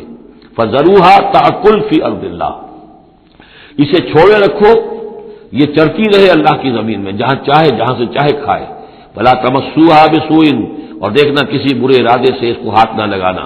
فَيَأْخُذَكُمْ عَذَابٌ قَرِيبٌ, تو پھر تمہیں آ پکڑے گا وہ عذاب کہ جو اب دور نہیں ہے قریب ہی ہے. فَعَقَرُوهَا, تو انہوں نے اس کی کونچیں کاٹ ڈالی, اس کو ہلاک کر دیا. فَقَالَ تَمَتَّعُوا فِي دَارِكُمْ ثَلَاثَةَ أَيَّامٍ, حضرت صالح نے فرمایا کہ اچھا ٹھیک ہے, اب تم اپنے گھروں کے اندر جو بھی کھانا پینا ہے رچنا بسنا ہے تین دن تک رہ لو اور بس لو. ذَلِكَ وَعْدٌ غَيْرُ مَكْذُوبٍ, یہ وہ وعدہ ہے کہ جو جھوٹا ثابت نہیں ہوگا. فَلَمَّا جَاءَ أَمْرُنَا, تو جب ہمارا وہ فیصلہ آ گیا, ہماری بات آ گئی, ہمارا حکم پہنچ گیا. نجینا صالحا والذین آمنوا معه, ہم نے نجات دی صالح کو بھی اور ان لوگوں کو جو ان کے ساتھ ایمان لائے تھے, برحمت منا, اپنی خاص رحمت سے. ومن خزي يومئذ, اور اس دن کی رسوائی سے ہم نے انہیں بچا لیا. ان ربک هو القوی العزیز, یقیناً آپ کا پروردگار زور والا ہے, زبردست ہے. واخذ الذین ظلموا الصیحۃ, اور ان ظالموں کو, مشرکوں کو, کافروں کو پکڑ لیا ایک ہولناک آواز نے, ایک چنگھاڑ آئی. فاصبحوا فی دیارہم جاثمین, تو وہ اپنے گھروں کے اندر اوندھے پڑے رہ گئے. کأن لم یغنوا فیہا, ایسے ہو گئے جیسے کبھی یہاں آباد تھے ہی نہیں, کبھی یہاں کوئی رہتا تھا ہی نہیں. الا ان ثمود کفروا ربہم, آگاہ ہو جاؤ سمود نے اپنے رب کا کفر کیا. الا بعدا لثمود, آگاہ ہو جاؤ پھٹکار ہے سمود پر. وَلَقَدْ جَاءَتْ رُسُلُنَا إِبْرَاهِيمَ بِالْبُشْرَىٰ, اب یہاں حضرت ابراہیم کا ذکر آ رہا ہے. میں نے کہا تھا کہ 3 رسول پری ابراہمک, نوح, ہود, صالح. 3 رسول کو ہم کہہ سکتے ہیں پوسٹ ابراہمک, اگرچہ ان میں سے ایک جو ہے وہ ہم عصر ہیں, حضرت لوط, حضرت ابراہیم علیہ السلام ہی کے بھتیجے ہیں، انہی پر ایمان لائے تھے، ان کے ساتھ ہی انہوں نے ہجرت کی تھی۔ پھر ان کے بعد شعیب، وہ بھی حضرت ابراہیم کی نسل سے ہیں۔ پھر جو بھی بنی اسرائیل تھے ان میں موسیٰ بھیجے گئے، وہ بھی حضرت ابراہیم کی نسل سے ہیں۔ آخری رسول محمد صلی اللہ علیہ وسلم وہ بھی ابراہیم کی نسل سے ہیں۔ لیکن یہ کہ ان میں سے تین کا ذکر کرنے کے بعد اب ابراہیم کا ذکر ہو رہا ہے یہاں سورہ انعام میں۔ وہاں جو پہلا جوڑا تھا حضرت ابراہیم کا ذکر جو ہے وہ اس انباء الرسل میں سے بالکل نکال کر لے گئے تھے، اور وہ قصص النبیین کے انداز میں سورہ انعام میں آ گیا تھا۔ یہاں اس جوڑے میں فرق یہ ہے کہ حضرت ابراہیم کا ذکر بھی یہاں شامل کر دیا گیا، لیکن فرق وہی ہے، یہ وہ انباء الرسل کا نہیں، حضرت نوح، حضرت ہود، حضرت صالح، حضرت لوط، حضرت شعیب کے انداز میں ذکر نہیں ہے، بلکہ ایک انداز ہے کہ حضرت لوط علیہ السلام جن شہروں کی طرف بھیجے گئے تھے اور اس کی وہاں پہ بسنے والوں نے ان کی بات ماننے سے انکار کیا، تو جو عذاب الہی لے کر جو فرشتے آئے تھے جنہیں بھیجا گیا تھا وہ پہلے آئے حضرت ابراہیم کے ہاں، اور وہاں حضرت اسحاق کی ولادت کی انہوں نے خوشخبری دی حضرت سارہ کو۔ بس یہ ایک واقعہ بیان کیا درمیان میں، ورنہ اصل مسئلہ جو ہے وہ حضرت لوط کا شروع ہوگا۔ انباء الرسل کے اعتبار سے جو معاملہ ہے وہ حضرت لوط کا واقعہ ہے۔ وَلَقَدْ جَاءَتْ رُسُلُنَا إِبْرَاهِيمَ بِالْبُشْرَىٰ، اور ہمارے فرشتادے، ہمارے ایلچی فرشتے ہمارے بھیجے ہوئے آئے ابراہیم کے پاس بشارت دینے کے لیے۔ قالوا سلاما، انہوں نے آ کر کہا سلام۔ قال سلام، حضرت ابراہیم نے بھی سلام کا جواب سلام سے دیا۔ فما لبث ان جاء بعجل حنیذ، تو پھر ذرا بھی دیر نہ کی، فوراً گئے اور ایک تلا ہوا بچڑا ان کی ضیافت کے لیے لا کر سامنے رکھ دیا۔ فلما رأى أيديهم لا تصل إليه، تو جب انہوں نے دیکھا کہ ان کا تو ہاتھ آگے بڑھ ہی نہیں رہا اس بچڑے کا گوشت کھانے کے لیے، آمادہ ہی نہیں ہے، نکرہم، تو اب وہ کچھ کھٹکے دل میں کہ یہ ہے کون۔ اس زمانے میں رواج یہ ہوتا تھا کہ دشمن جب آتے تھے کسی کو قتل کرنے کے لیے تو اس کا نمک نہیں چکھتے تھے، نمک خار ہو جائیں گے تو پھر کیسے قتل کریں گے۔ تو ایک تو اندیشہ یہ ہوا کہ یہ کسی برے ارادے سے آئے ہیں جو میری یہ ضیافت قبول نہیں کر رہے۔ نکرہم وأوجس منہم خیفہ، اور ان کے دل میں، حضرت ابراہیم کے دل میں ان کی طرف سے ایک خوف پیدا ہو گیا۔ قالوا لا تخف، انہوں نے کہا نہیں آپ ڈریے نہیں، انا ارسلنا الی قوم لوط، اصل میں تو اللہ کے ہم فرشتے ہیں، بھیجے گئے ہیں قوم لوط کی طرف۔ اب وہ آخری فیصلہ اس کا جو ہے وہ ہمیں چکانا ہے۔ وامرأتہ قائمۃ فضحکت، ادھر کہیں حضرت سارہ بھی پیچھے کہیں کھڑی ہوئی ہوں گی پردے کے پیچھے، وہ اس پر ہنس پڑی۔ مطلب یہ کہ حضرت ابراہیم کی جو حالت انہوں نے دیکھی کہ میرا شوہر خوفزدہ ہو گیا تھا تو اس کے اوپر کچھ ان کا معاملہ ہوا، فضحکت، وہ ہنسی۔ فبشرناها باسحاق، تو ہم نے انہیں بشارت دی اسحاق کی، یعنی فرشتوں نے ان کو بشارت دی اسحاق کی۔ حضرت اسماعیل کی ولادت ہو چکی ہے، لیکن حضرت اسماعیل کو تو حضرت ابراہیم جا کر چھوڑ آئے ہیں اور وہ تو مکے میں آباد ہے۔ حضرت سارہ کی اولاد ہوئی نہیں تھی، اصل جو خاندانی بیوی تھی ان کی وہ تو حضرت سارہ تھی۔ حضرت ہاجرہ جو ہیں وہ تو بادشاہ مصر نے ان کی خدمت میں ان کو پیش کیا تھا، اسی لیے ان کو لونڈی بھی کہہ دیتے ہیں، یہ حالانکہ وہ شہزادی تھی، وہ بادشاہ کے ہاں شاہی خاندان کی خاتون تھی ہاجرہ سلام علیہا، لیکن یہ کہ یہ یہودی کہتے ہیں کہ وہ تو لونڈی تھی، کنیز تھی۔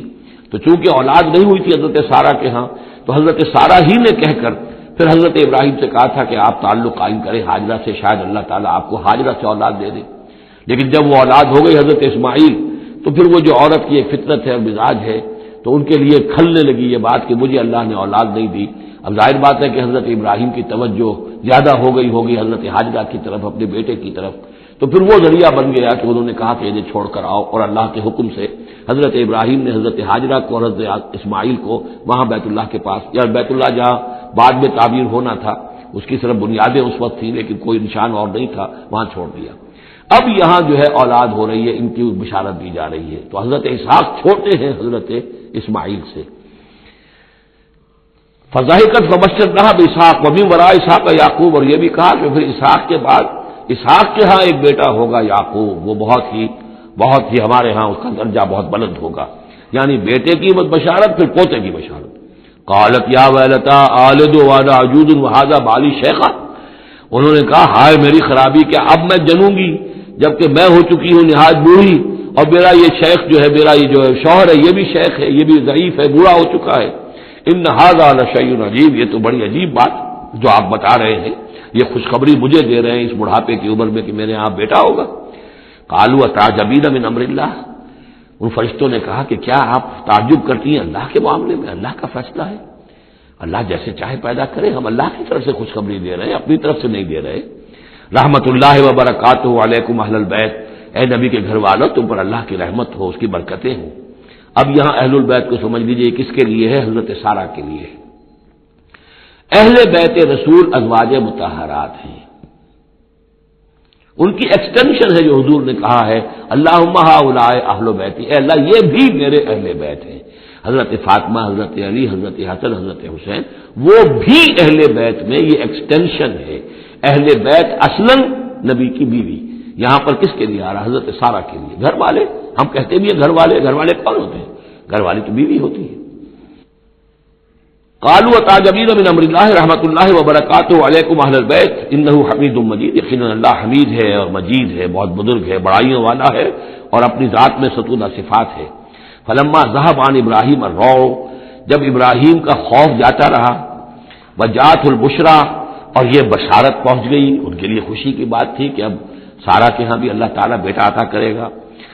یجادلنا فی قوم لوط، اب اس نے جھگڑنا شروع کر دیا ہم سے قوم لوط کے بارے میں۔ یہ مجادلہ جو ہے یہ تورات میں بڑی تفصیل سے آیا ہے کہ دیکھو تم جو جا رہے ہو، اگر اس شہر کے اندر، ان بستیوں کے اندر 50 آدمی بھی راست باز ہوں گے تو کیا کرو گے؟ کیا پھر بھی ہلاک کر دو گے؟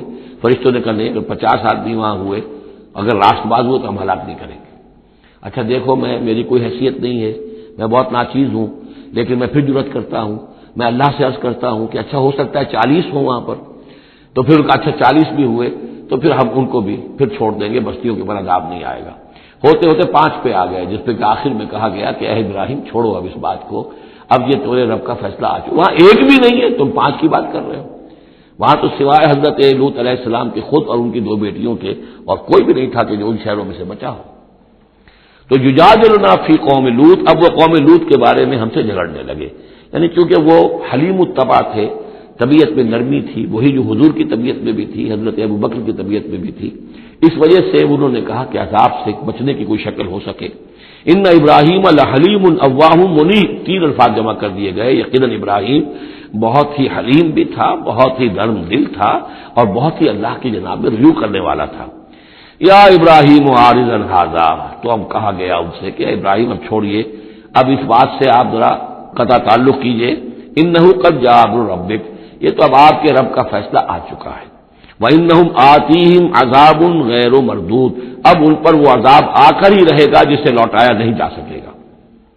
وَلَمَّا جَاءَتْ رُسُلُنَا لُوطًا سِیءَ بِهِمْ وَضَاقَ بِهِمْ ذَرْعًا، تو جب آئے ہمارے یہ فرشتادے بھیجے ہوئے، ہمارے یہ پیغامبر، یہ فرشتے لوط کے پاس، سِیءَ بِهِمْ، کہ وہاں پر یہ بھیجے گئے تھے بہت خوبصورت لڑکوں کی شکل میں، اور ان کے ہاں جو تھا معاملہ، آپ کو معلوم ہے کہ جو عبرت پرستی ان کے ہاں تھی اور جو سوڈمی تھی، تو یہ لڑکے خوبصورت آ گئے تو اس قوم کے لیے، تو ان کے لیے جشن ہو گیا کہ ہمارے لیے شکار آ گئے ہیں بہت اچھے، لوط کے ہاں بڑے عمدہ شکار پہنچے ہیں، لہذا وہ سب غول کے غول اب آ رہے ہیں، حضرت لوط علیہ السلام کے گھر پر چڑھائی کر رہے ہیں۔ تو جب ہمارے یہ فرشتادہ، ہمارے یہ جو نوجوان لڑکوں کی شکل میں جن کو بھیجا گیا تھا فرشتوں کو، جب پہنچے حضرت لوط کے پاس سیء بہم، وہ ان کو دیکھ کر بہت غمگین ہوا کہ یہ بڑا میرے لیے وضاق بہم ذرعا، ان کا دل بڑا تنگ ہوا، وقال ھذا یوم عصیب، اور انہوں نے کہا یہ تو میرے لیے بڑا سختی کا دن آ گیا ہے، میرے پاس اتنی طاقت نہیں ہے کہ میں ان بدبختوں کا مقابلہ کر سکوں، اپنے ان مہمانوں کو ان کی دستبرد سے میں بچا سکوں، اور وہ لوگ جو ہے جانتے تھے جس قسم کی خبیث ان کی تباہی ہو چکی تھی کہ وہ کسی اپیل اور کسی دلیل سے باز آنے والے نہیں ہیں، تو اس سے ان کے دل کے اندر جو ہے وہ ایک عجیب کیفیت پیدا ہوئی۔ سیء بہم وضاق بہم ذرعا وقال ھذا یوم عصیب وجاءه قومه یہرعون الیہ، اور اب آئی اس کی قوم اس کے پاس والہانہ دوڑتی ہوئی، بڑے خوشی سے ناچتے ہوئے آ رہے ہیں کہ آج تو ہمارے لیے جو ہے وہ بہت ہی عمدہ شکار پہنچ گیا ہے۔ ومن قبل كانوا يعملون السيئات، وہ پہلے ہی سے ان گندے کاموں کے اندر ملوث تھے۔ قال یا قوم هؤلاء بناتی هن اطهر لكم، حضرت لوط نے فرمایا کہ دیکھو میری قوم کے لوگوں، میری بیٹیاں موجود ہیں، وہ تمہارے لیے بہت پاکیزہ ہیں۔ اس کے 2 معنی کیے گئے، ایک تو یہ کہ بیٹیوں سے مراد ہے کہ جو تمہاری بیویاں ہیں وہ میری بیٹیوں کے مانند ہیں۔ نبی جو ہوتا ہے وہ گویا کہ قوم کے لیے والد کی جگہ ہے، جیسے کہ قرآن مجید میں وازواجہ امہاتہم، حضور کی تمام ازواج جو ہیں وہ پوری امت کے لیے ماؤں کے درجے میں ہیں، تو گویا کہ میری بیٹیاں ہیں، اللہ نے تمہارے لیے ان کو پیدا کیا ہے، تمہارے لیے جوڑا بنایا ہے، وہ پاک جو ہے تمہارے لیے راستہ اپنی شہوت کی کہ تقاضے کو پورا کرنے کے لیے صحیح راستہ اس کو چھوڑ کر، اور یہ بھی ہو سکتا ہے کہ انہوں نے اپنی بیٹیوں ہی کو پیش کیا ہو کہ تمہیں اگر کرنا ہی ہے تو نکاح کر لو، میں اپنی بیٹیاں تمہیں نکاح میں دینے کو تیار ہوں، لیکن میرے جو یہ مہمان ہیں ان کے بارے میں مجھے رسوا نہ کرو۔ قال یا قوم ہؤلاء بناتی ہن اطہر لکم فاتقوا اللہ ولا تخزون فی ضیفی، تو اللہ کا خوف کرو اور دیکھو مجھے میرے مہمانوں کے معاملے میں رسوا مت کرو۔ الیس منکم رجل رشید، کیا تم میں کوئی ایک آدمی بھی شریف اور کوئی ایک آدمی بھی نیک چلن نہیں رہا؟ یعنی کوئی تو تم میں سے ایسا نکل آتا جو میرا ساتھ دیتا، جو میری ہاں میں ہاں ملاتا، تم میں تو معلوم ہوتا ہے کہ کوئی ایک شخص بھی شریف النفس باقی نہیں رہا۔ قالوا لقد علمت ما لنا فی بناتک من حق، انہوں نے کہا کہ اے لوط تمہیں خوب معلوم ہے تمہاری بیٹیوں پر ہمارا کوئی حق نہیں ہے۔ اس سے معلوم ہوتا ہے وہ دوسری ہی بات ہی زیادہ راجے ہے۔ وَإِنَّكَ لَتَعْلَمُ مَا نُرِيدُ، اور تم خوب جانتے ہو جو ہم چاہتے ہیں، یعنی باتیں مت بناؤ، ہماری توجہ جو ہے ادھر ادھر لے جانے کی کوشش نہ کرو، تم جانتے ہو ہم جو چاہتے ہیں، جس کے لیے ہم حاضر ہوئے ہیں، جس کے لیے ہم پہنچے ہیں۔ قَالَ لَوْ أَنَّ لِي بِكُمْ قُوَّةً، انہوں نے کہا کاش کہ میرے پاس تمہارے مقابلے کے لیے کوئی طاقت ہوتی، او آوی الی رکن شدید، یا میں کوئی قلعہ ایسا ہوتا جس میں مضبوط میں جا کر پناہ لے لیتا اور تم سے اپنے آپ کو اور اپنے مہمانوں کو بچا لیتا۔ یہاں ہے اصل میں حضور صلی اللہ علیہ وسلم کی ایک حدیث میں الفاظ آئے ہیں، یرحم اللہ لوطا لقد کان یاوی الی رکن شدید، اللہ تعالیٰ رحم فرمائے لوط پر، وہ ایک مضبوط قلعے میں تھے، اللہ تعالیٰ کی حفاظت تو انہیں حاصل تھی، لیکن یہ کہ اس وقت جو صورت بن گئی تھی ان کے لیے، جیسے جب جادوگروں نے جو اپنے انچھر پھینکے تھے اور وہ بھی بن گئے تھے فرعون کے دربار میں، وہ بھی شکل اختیار کر لی تھی انہوں نے سانپوں کی، تو حضرت موسیٰ پر بھی وقتی طور پر خوف طاری ہو گیا تھا۔ تو بد بنائے طب بشری خوف کا ہو جانا یہ کوئی نبوت کی عصمت کے منافی نہیں ہے۔ تو یہاں پر بھی اللہ تعالیٰ کی حفاظت تھی، اور جیسا کہ آیا فرشتوں نے پھر ذرا سا ایک ہاتھ ہلایا اور سب کے سب اندھے ہو گئے، وہ اس طرح کا معاملہ تفاصیل تورات میں ہے۔ قال لو ان لی بکم، لیکن جو حسرت کی کیفیت تھی اور جس طرح ضیق میں ان کی جان اس وقت آئی تھی، اس کا تصور کیجئے، کاش کہ میرے پاس تمہارے مقابلے کے لیے طاقت ہوتی، او آوی الی رکن شدید، یا کوئی ایسا ہوتا مضبوط مستحکم قلعہ جس میں جا کر میں پناہ لے لیتا۔ قالوا یا لوط انا رسول ربک، ان فرشتوں نے کہا ہے لوط گھبرائے نہیں، ہم آپ کے رب کے پیغامبر ہیں، بھیجے ہوئے ہیں، لن یصلوا الیک، یہ آپ تک پہنچ نہیں پائیں گے، آپ کو کوئی گردن نہیں پہنچا سکیں گے، آپ بالکل اطمینان رکھیں۔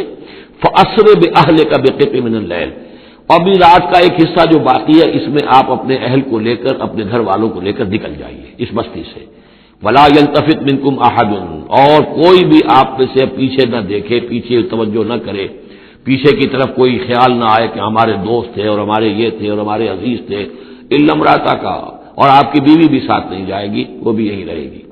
یہ دو بیویاں ہیں جلیل القدر پیغمبروں کی، جن کا ذکر پھر آئے گا بڑی وضاحت کے ساتھ سورہ تحریم میں، ایک حضرت نوح علیہ السلام کی بیوی اور ایک حضرت لوط کی بیوی، کہ یہ اگرچہ کہ کانتا تحت عبدین من عبادنا صالحین فخانتاہما فلم یغنیا عنہما من اللہ شیئا، اگرچہ وہ ہمارے دو بہت ہی نیک اور بہت ہی برگزیدہ بندوں کے تحت تھی، ان کے گھروں میں آباد تھی، لیکن یہ کہ انہوں نے خیانت کی، اور اس کے نتیجے میں یہ ہے کہ پھر وہ اللہ تعالیٰ کے عذاب سے ان کے شوہر انہیں بچا نہیں سکے، نہ حضرت نوح بچا سکے اپنی اس بیوی کو، اور نہ حضرت لوط بچا سکے اپنی اس بیوی کو۔ الا امرأتک، سوائے آپ کی بیوی کے، انہ مصیبها ما اصابہم، اس کے اوپر تو وہی مصیبت آ کر رہنی ہے جو ان سب پر آنی ہے۔ ان موعدہم الصبح، اور دیکھیے ان کے وعدے کا وقت صبح کا ہے، صبح کو وہ عذاب آ جائے گا۔ الیس الصبح بقریب، کیا صبح قریب نہیں ہے؟ یعنی اب جلدی کیجئے، اب آپ فوری طور پر یہاں سے اپنی بچیوں کو لے کر نکل جائیے۔ فلما جاء امرنا جعلنا عالیہا سافلہا، جب ہمارا حکم آ پہنچا ہم نے اس کے اونچے کو نیچا کر دیا، یعنی کسی بستی کو تلپٹ کیا جائے تو چھت نیچے ہو جائے گی اور جو بنیادیں اوپر آ جائیں گی، عالیہا سافلہا، الٹ کر رکھ دیا بستیوں کو۔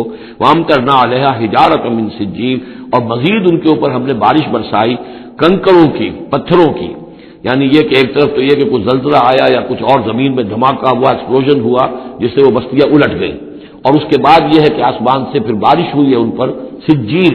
یہ سجیل اصل میں فارسی کا لفظ ہے سنگ گل، سنگ گل یعنی یہ کہ مٹی جو ہے اگر کسی صحرا کے اندر تھوڑی سی پھوار پڑے اور زیادہ تیز بارش نہ ہو تو وہ ہر قطرے کے ساتھ تھوڑی سی مٹی مل کر وہ ایک چھوٹا سا دانہ بنتا ہے، اور وہ پھر دھوپ جب پڑتی ہے تو وہ پھر پک جاتا ہے، جیسے کہ کہیں آپ اینٹیں پکاتے ہیں بھٹیوں کے اندر، یہ پھر کہلاتی ہے سنگ گل، یعنی پتھر تو ہے لیکن یہ پتھر نہیں ہے، یہ مٹی کے بنے ہوئے پتھر ہیں، کنکر ہیں، ان کنکروں کی بارش ہوئی جس کے اندر کہ اس کو بالکل دفن کر دیا گیا ان دونوں شہروں کو۔ منضود تہ برتہ وہ جو بارش ہو رہی تھی کنکروں کی تہ برتہ، مسومۃ عند ربک، اور وہ نشان زد تھے تیرے رب کی طرف سے، یعنی ہر ایک کے لیے معلوم تھا کہ کس کو کون سا پتھر لگنا ہے اور کون سا جو شخص ہے اس کی ہلاکت کس کے ذریعے سے ہونی ہے۔ وما ہی من الظالمین ببعید، اور یہ ان ظالموں سے کچھ زیادہ دور نہیں ہے، یعنی جو مشرکین مکہ ہیں، جو قریش ہیں اور عرب کے جو مشرک ہیں، ان سے یہ بستیاں کوئی دور تو نہیں ہے، اس لیے کہ یہ جب جاتے تھے فلسطین کی طرف اپنے قافلے لے کر تو یہاں سے گزرتے تھے۔ قوم سمود کے مسکن بھی ان کے راستے میں آتے تھے، قوم مدین کا علاقہ بھی ان کے راستے میں آتا تھا، پھر یہ عمورہ اور صدوم کی بستیوں کے جو ہے یہ بھی کچھ ان کے جو آثار باقی رہ گئے تھے وہ بھی آتے تھے۔ وَإِلَىٰ مَدْيَنَ أَخَاهُمْ شُعَيْبًا، اور مدین کی طرف ہم نے بھیجا ان کے بھائی شعیب کو۔ میں بتا چکا ہوں یہ بنی قطورہ میں سے ہے مدین، اور پھر ان سے جو ایک قوم بڑی بنی وہ آ کر خلیج عقبہ کے داہنی طرف علاقے کے اندر آباد ہو گئی، اور یہ انٹرسیکشن ہے، کراس روڈ ہے۔ قافلے جو جنوب سے شمال کو جاتے تھے یمن سے شام کو، اور شام سے یمن کو، وہ گزرتے تھے شمالن جنوبن، اور قافلے جو عراق سے آتے تھے اور مصر کو جاتے تھے وہ گزرتے تھے شرقن غربن۔ اس طریقے سے یہ جو ہے انٹرسیکشن تھا ان قافلوں کا، تو یہاں بڑی خوشحالی ہوئی، کاروبار چمکے ان کے، لیکن اس قوم کے اندر پھر وہ خرابیاں آئیں جو ہم پڑھ چکے ہیں سورہ اعراف میں، کم تولنا، کم ناپنا، راہزنی کرنا، جھوٹ بولنا، دھوکہ دینا، یعنی شرک کے علاوہ۔ وَإِلَىٰ مَدْيَنَ أَخَاهُمْ شُعَيْبًا، اور مدین کی طرف ہم نے بھیجا ان کے بھائی شعیب کو۔ قَالَ يَا قَوْمِ اعْبُدُوا اللَّهَ مَا لَكُم مِّنْ إِلَٰهٍ غَيْرُهُ، انہوں نے بھی یہی کہا کہ اے میری قوم کے لوگوں، اللہ کی بندگی کرو، تمہارا کوئی الہ نہیں ہے اس کے سوا۔ وَلَا تَنقُصُوا الْمِكْيَالَ وَالْمِيزَانَ، اور نہ کم رکھو پیمانوں کو اور نہ ہی میزان تول کو۔ إِنِّي أَرَاكُمْ بِخَيْرٍ، میں تمہیں دیکھ رہا ہوں کہ آسودہ حال ہو، اللہ نے تمہیں آسودہ حال کیا ہے۔ انی اخاف علیکم عذاب یوم محیط، لیکن اگر تم اپنی ان غلط بدعمالیوں سے باز نہ آئے تو مجھے اندیشہ ہے کہ تم پر ایک ایسے دن کا عذاب آ جائے گا جو تمہیں گھیر لے گا۔ وَيَا قَوْمِ أَوْفُوا الْمِكْيَالَ وَالْمِيزَانَ بِالْقِسْطِ، اور میری قوم کے لوگوں پیمانہ اور تول جو ہے عدل اور انصاف کے ساتھ پورا پورا دیا کرو۔ وَلَا تَبْخَسُوا النَّاسَ أَشْيَاءَهُمْ، اور مت کم کیا کرو، گھٹایا کرو لوگوں کے لیے ان کے سامان۔ وَلَا تَعْثَوْا فِي الْأَرْضِ مُفْسِدِينَ، اور نہ ہی زمین میں فساد مچاتے پھرو۔ بقیت اللہ خیر لکم، جو بھی اللہ کی طرف سے بچت ہو جائے، صحیح صحیح تولو، صحیح صحیح ناپو، پھر جو بچ جائے تو گویا کہ وہ اللہ تعالیٰ کی طرف سے تمہیں ایک نفع ہے جو اللہ نے دیا ہے، تو جو بھی صحیح تجارت کرتے ہوئے بچت ہو جائے، نفع ہو جائے، وہ بقیت اللہ ہے۔ بقیت اللہ خیر لکم ان کنتم مؤمنین، اگر تم مومن ہو، اگر مانتے ہو میری بات کو، ماننے والے ہو تو وہ تمہارے لیے بہتر ہے۔ وما انا علیکم بحفیظ، لیکن میں تمہارے اوپر کوئی نگران اور نگہبان نہیں ہوں، میں ٹھیکیدار نہیں ہوں، میرا کوئی زور تم پر نہیں چل رہا، میں تمہیں سمجھا رہا ہوں اور نیکی کی تلقین کر رہا ہوں۔ قالوا یا شعیب وصلاتک تأمرک ان نترک ما یعبد آباؤنا، انہوں نے کہا اے شعیب، کیا تمہاری نماز تمہیں اس بات کا حکم دیتی ہے کہ ہم چھوڑ دیں ان کو کہ جن کو پوجتے تھے ہمارے آباء و اجداد؟ اگرچہ حضرت شعیب کی گفتگو میں تذکرہ نہیں ہے، لیکن یہ کہ وہ کامن مرض جو ہے، مشترک مرض، بیماری، وہ تو موجود تھا، یعنی وہ شرک۔ او ان نفعل فی اموالنا ما نشاء، یا یہ تمہاری نماز جو ہے تمہیں روکتی ہے، حکم دیتی ہے اس بات کا کہ ہم اپنے مال میں جو چاہے نہ کر سکیں۔ ہمارا مال ہے، یہ جو آج بھی دنیا میں تصور ہے، سیکریٹ رائٹ آف اونرشپ، میرا مال ہے، میں جو چاہوں کروں، اسی سے پھر وہ ساری خرابیاں پیدا ہوتی ہیں۔ مال آپ کا ہے، اللہ کی امانت ہے، آپ کے پاس ہے، مالک اللہ ہے، لیکن اس میں اللہ کے حکم کے مطابق تصرف کرنا ہے۔ یہاں کوئی سیکریٹ رائٹ آف اونرشپ نہیں ہے۔ یو آر ٹرسٹیز، یہ امانت چند روزہ جس دماست، در حقیقت مالک ہے ہر شے خداست، یہ تو چند دن کی ایک امانت ہے جو ہمارے پاس جو ہے، ورنہ حقیقت میں تو مالک حقیقی ہر شے کا اللہ ہے۔ تو جب انسان مالک اپنے آپ کو سمجھتا ہے فی اموالنا، تو پھر ما نشاء، جو ہم چاہیں گے کریں گے، اور نفعل فی اموالنا ما نشاء، تو تم ہمیں روکنا چاہتے ہو اس چیز سے۔ تمہاری نماز اور دینداری جو ہے اس نے تمہیں یہی سکھایا ہے کہ ایک تو ہمارے معبودوں سے ہمیں برگشتہ کرو، اور دوسرے یہ کہ ہمیں یہ کہو یہ کرو یہ نہ کرو، ہمارے مال ہیں، ہم جیسے چاہیں گے اس کے اندر معاملہ کریں گے۔ انک لانت الحلیم الرشید، ہاں ایک ہی تم ہی تو رہ گئے ہو کہ جو بہت نیک ہو، باوقار ہو، باقی تم ہم پر تنقیدیں کر رہے ہو، ہمیں کہہ رہے ہو کہ ہم غلط کام کر رہے ہیں۔ قال یا قوم ارأیتم ان کنت علی بینۃ من ربی، انہوں نے وہی بات فرمائی، میری قوم کے لوگوں سوچو، اگر میں پہلے سے بھی اپنے رب کی طرف سے بینہ پر تھا، میری فطرت صحیح تھی، میرا کردار صحیح تھا، میں تمہارے ہاں ایک نیک انسان کی حیثیت سے معروف تھا، جیسے حضور الصادق الامین کی حیثیت سے متعارف تھے، وَرَزَقَنِي مِنْهُ رِزْقًا حَسَنًا، اور اللہ تعالیٰ نے اور اپنے پاس سے مجھے اچھا رزق دیا ہے، وہی آئی ہے، نبوت مجھے مل گئی ہے، وَمَا أُرِيدُ أَنْ أُخَالِفَكُمْ إِلَىٰ مَا أَنْهَاكُمْ عَنْهُ، اور میں یہ ہرگز نہیں چاہتا کہ جس چیز سے تمہیں میں روک رہا ہوں، تمہیں اس سے روک کر میں خود وہی کام کرنے لگوں۔ ان اريد الا الاصلاح، میں نہیں چاہتا سوائے اصلاح کے، مستطاعت ہو، جتنا بھی میرے امکان میں ہو، وما توفیقی الا باللہ، اور میری توفیق تو ہے تو اللہ ہی کی طرف سے ہے، جو بھی میرے اندر ہمت ہے، جو بھی استقامت ہے، اور جو بھی مجھ سے کام بن رہا ہے وہ اللہ کی طرف سے ہے، علیہ توکل، تو میں نے اسی پر توکل کیا ہے، وإلیہ انیب، اور اسی کی طرف میرا رجوع کرنا ہے۔ وَيَا قَوْمِ لَا يَجْرِمَنَّكُمْ شِقَاقِي أَن يُصِيبَكُم مِّثْلُ مَا أَصَابَ قَوْمَ نُوحٍ أَوْ قَوْمَ هُودٍ أَوْ قَوْمَ صَالِحٍ وَمَا قَوْمُ لُوطٍ مِّنكُمْ بِبَعِيدٍ صدق اللہ العظیم۔ رب اشرح لي صدري ويسر لي أمري واحلل عقدة من لساني يفقهوا قولي۔ اللهم ربنا ألهمنا رشدنا وأعذنا من شرور أنفسنا، اللهم أرنا الحق حقا وارزقنا اتباعه وأرنا الباطل باطلا وارزقنا اجتنابه، اللهم ربنا آنس وحشتنا في قبورنا وارحمنا بالقرآن العظيم، اللهم اجعله لنا إماما ونورا وهدى ورحمة، اللهم ذكرنا منه ما نسينا وعلمنا منه ما جهلنا، وارزقنا تلاوته آناء الليل وآناء النهار واجعله لنا حجة يا رب العالمين آمین۔ رمضان مبارک کا پہلا عشرہ مکمل ہو جانا آپ سب حضرات کو مبارک ہو۔ آج کی شب سے دوسرا عشرہ شروع ہو رہا ہے۔ پہلے عشرے کو حضور نے عشرہ رحمت قرار دیا ہے اور یہ عشرہ مغفرت ہے۔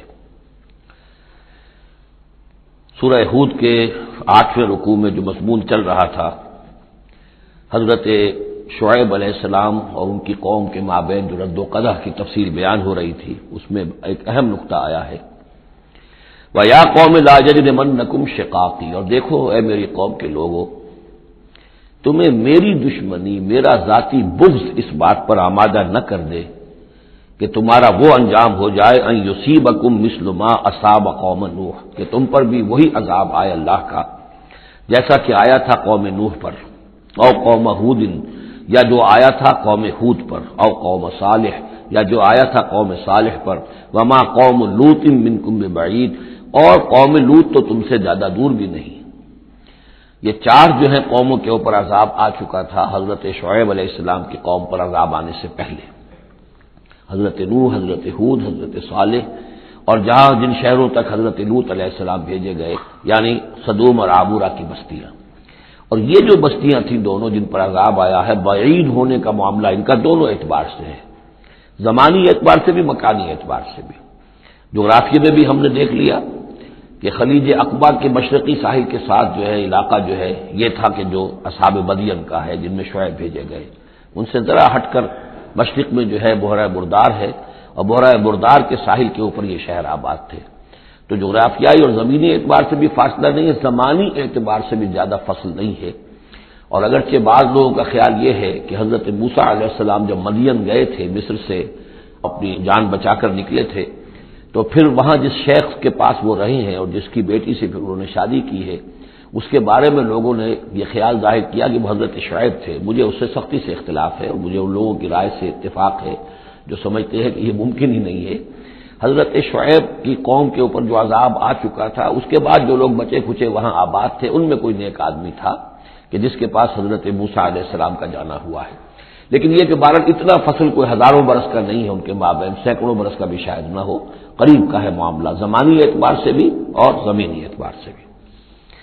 اب جو نقطہ اس میں اہم ہے وہ یہ ہے کہ بسا اوقات کسی شخص کو کسی داعی حق سے ذاتی پرخاش ہوتی ہے، کوئی ذاتی بغض ہے، کوئی ذاتی دشمنی ہے، کسی سبب سے ہے، اس کے نفسیاتی اسباب ہو سکتے ہیں اور بہت سے اسباب ہو سکتے ہیں، اور صرف ایک ذاتی پرخاش کی وجہ سے وہ اس کی دعوت کو رد کرتا ہے، اس کی مخالفت پر کمر بستہ ہو جاتا ہے، اس کی دشمنی اختیار کرتا ہے، نتیجہ کیا ہے؟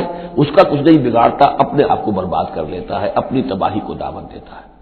تو اے میری قوم کے لوگوں، میری زدم زدہ میں تم کہیں اس انجام سے دو چار نہ ہو جانا، ایسا نہ ہو کہ میرا بغض اور میری عداوت جو ہے وَيَا قَوْمِ لَا يَجْرِمَنَّكُمْ شِقَاقِي أَن يُصِيبَكُم مِّثْلُ مَا أَصَابَ قَوْمَ نُوحٍ أَوْ قَوْمَ هُودٍ أَوْ قَوْمَ صَالِحٍ وَمَا قَوْمُ لُوطٍ مِّنكُم بِبَعِيدٍ وَاسْتَغْفِرُوا رَبَّكُمْ، اور دیکھو استغفار کرو اپنے رب سے، ثم توبوا الیہ، پھر اس کی طرف رجوع کرو، اس کی طرف آگے بڑھو، اس کی اطاعت کرو، اس کی فرمانبرداری کرو۔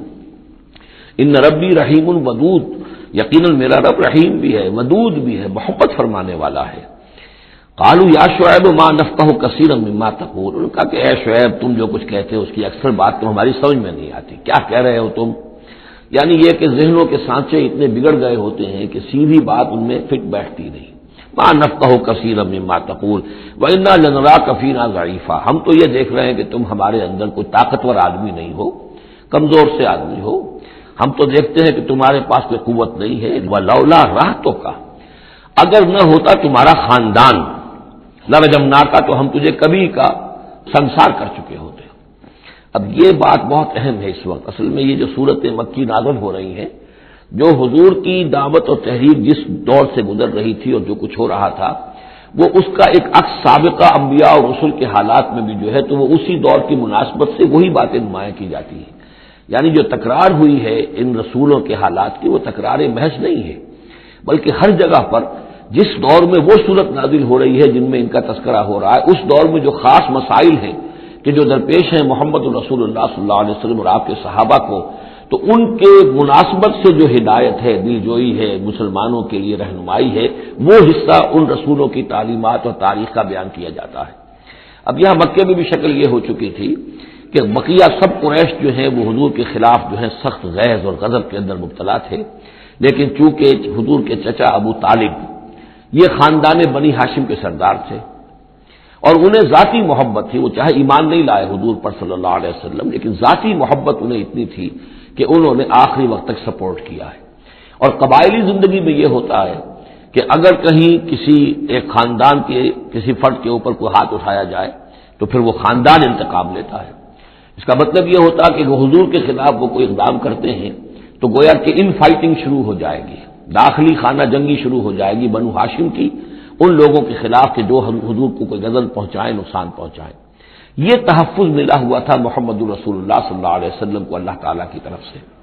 اگر خدا نہ خواستہ ابو لہب ہوتا سردار تو کبھی کا حضور کے خلاف کوئی نہ کوئی اقدام وہ کر چکے ہوتے، لیکن چونکہ خاندان بنی ہاشم کی سرداری اس وقت تھی ابو طالب کے پاس، اور انہیں دلچسپی تھی اور محبت تھی، شفقت تھی حضور کے ساتھ، بلکہ کچھ عرصہ جو ہے حضور ان کے سائے عاطفت کے اندر انہوں نے گزارا بھی تھا۔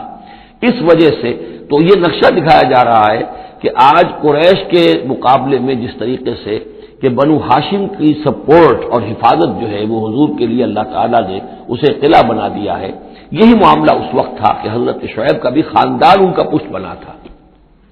ولولا رہتوں کا، اگر تمہارا خاندان تمہارا پشت بنا نہ ہوتا اور تمہارا ساتھ نہ دے رہا ہوتا، لرجمنا کا، ہم کبھی کہ تمہیں سنسار کر چکے ہوتے۔ وما انت علینا بعزیز، اور ذاتی طور پر تم ہم پر کوئی بھاری نہیں ہو، تو تمہاری کوئی حیثیت نہیں ہے۔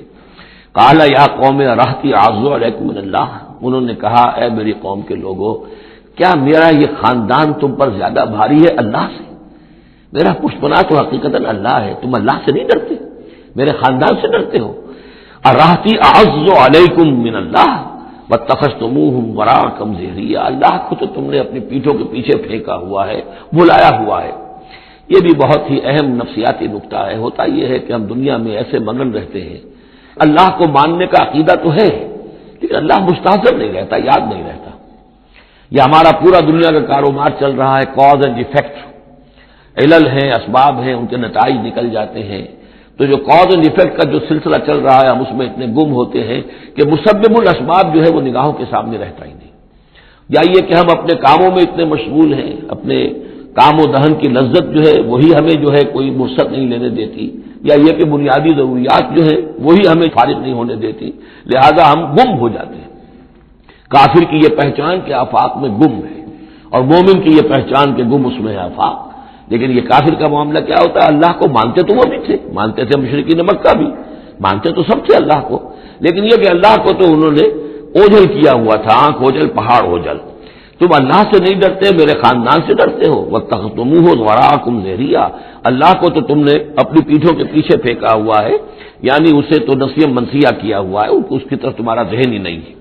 ان ربی بما تعملون محیط، جبکہ میرا رب جو کچھ کہ تم کر رہے ہو اس کا احاطہ کیے ہوئے، تمہارا گھیراؤ کیے ہوئے اللہ، تم اس کی گرفت سے نکل کر نہیں جا سکتے ہو۔ یا قوم اعملوا علی مکانتکم انی عامل، اور اے میری قوم کے لوگوں کرو جو کچھ کر سکتے ہو اپنی جگہ پر، میرے خلاف جو کر سکتے ہو، جو ریشہ دوانیاں کر سکتے ہو، جو اقدام کر سکتے ہو۔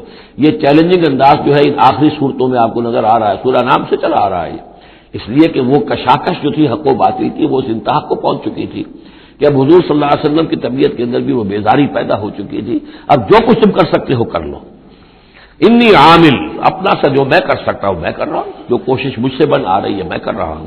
سوف تعلمون، ان قریب تم جان لو گے، من یاتی ہے عذاب یخزیہ ہے، کون ہے وہ جس پر وہ عذاب آئے گا جو اسے رسوا کر دے گا، ومن ہوا کاذب، اور کون ہے وہ جو جھوٹا ہے، میں جھوٹا ہوں یا تم جھوٹے ہو۔ وارتقبوا انی معکم رقیب، تاکتے رہو، انتظار کرو، میں بھی تمہارے ساتھ اب تاک رہا ہوں، منتظر ہوں۔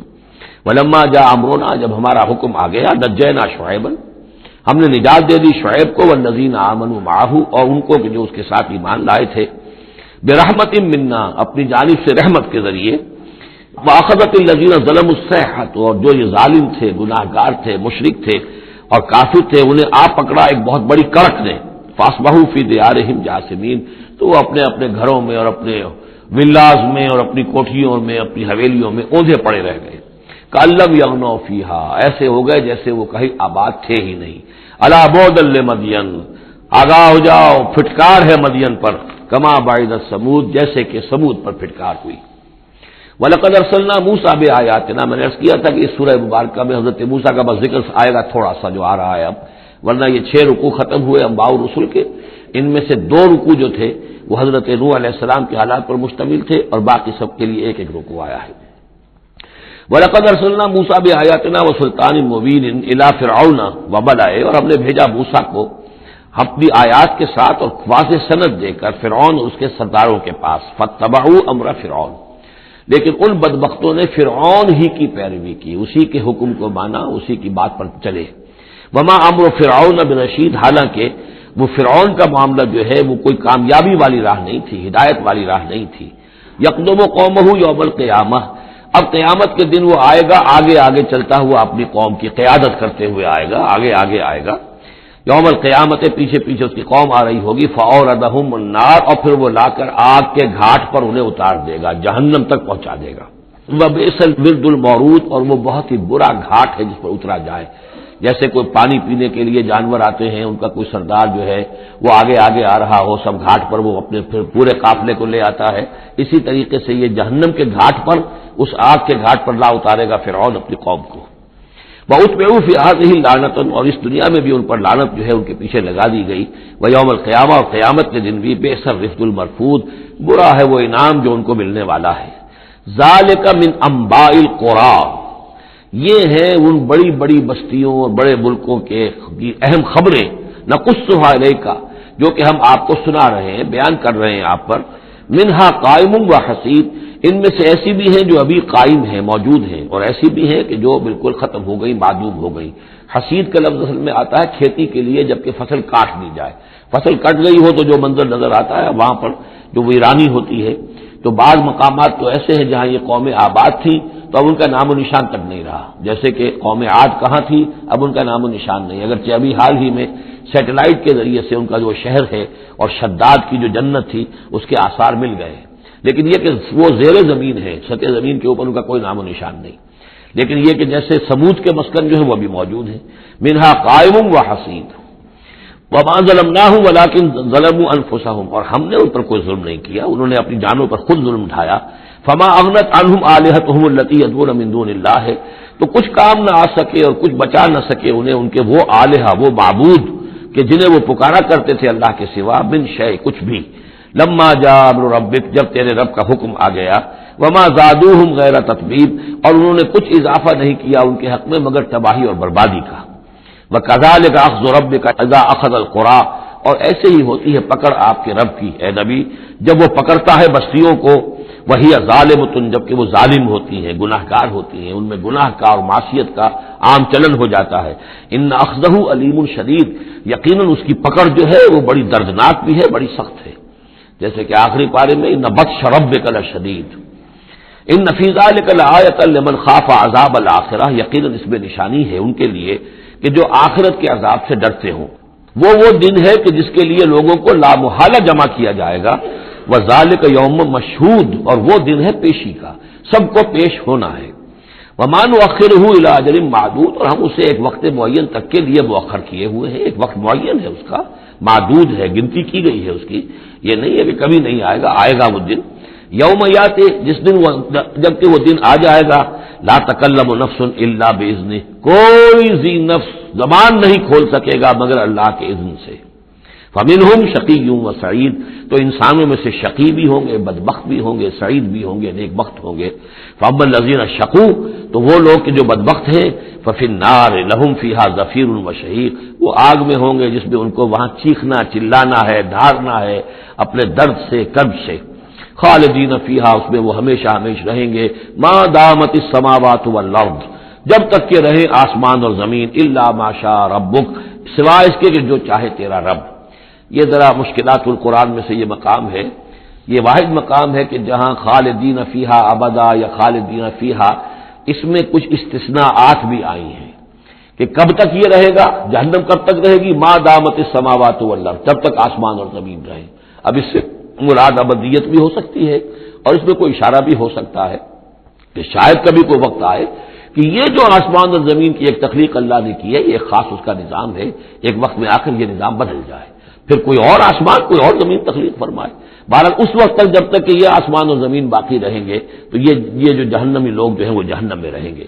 اس میں بھی ایک استثناء، الا ما شاء ربک، اللہ کا اختیار ہے، اگر کسی کو چاہے اس میں سے نکالنا تو اس کا اختیار مطلق ہے، جیسا کہ ہم نے عرض کیا، کئی دفعہ عرض کیا ہے کہ جیسے اہل سنت کے نزدیک اللہ تعالیٰ کے بارے میں ہم یہ نہیں کہہ سکتے کہ وہ اس پر عدل کرنا واجب ہے، لیکن یہ کہ وہ عدل کرے گا۔ اسی طریقے سے یہ بات کہ اللہ تعالیٰ کا اختیار مطلق ہے، وہ کسی کو چاہے تو نکال لے، لیکن ہم یہ جانتے ہیں کہ کفار کے لیے یہ جہنم جو ہے وہ ابدی ہے، اللہ نکالے گا نہیں، واللہ عالم۔ ان ربک فعال لما یرید، یقیناً آپ کا رب جو ہے جو ارادہ کر لے اس کو کر گزرنے والا ہے۔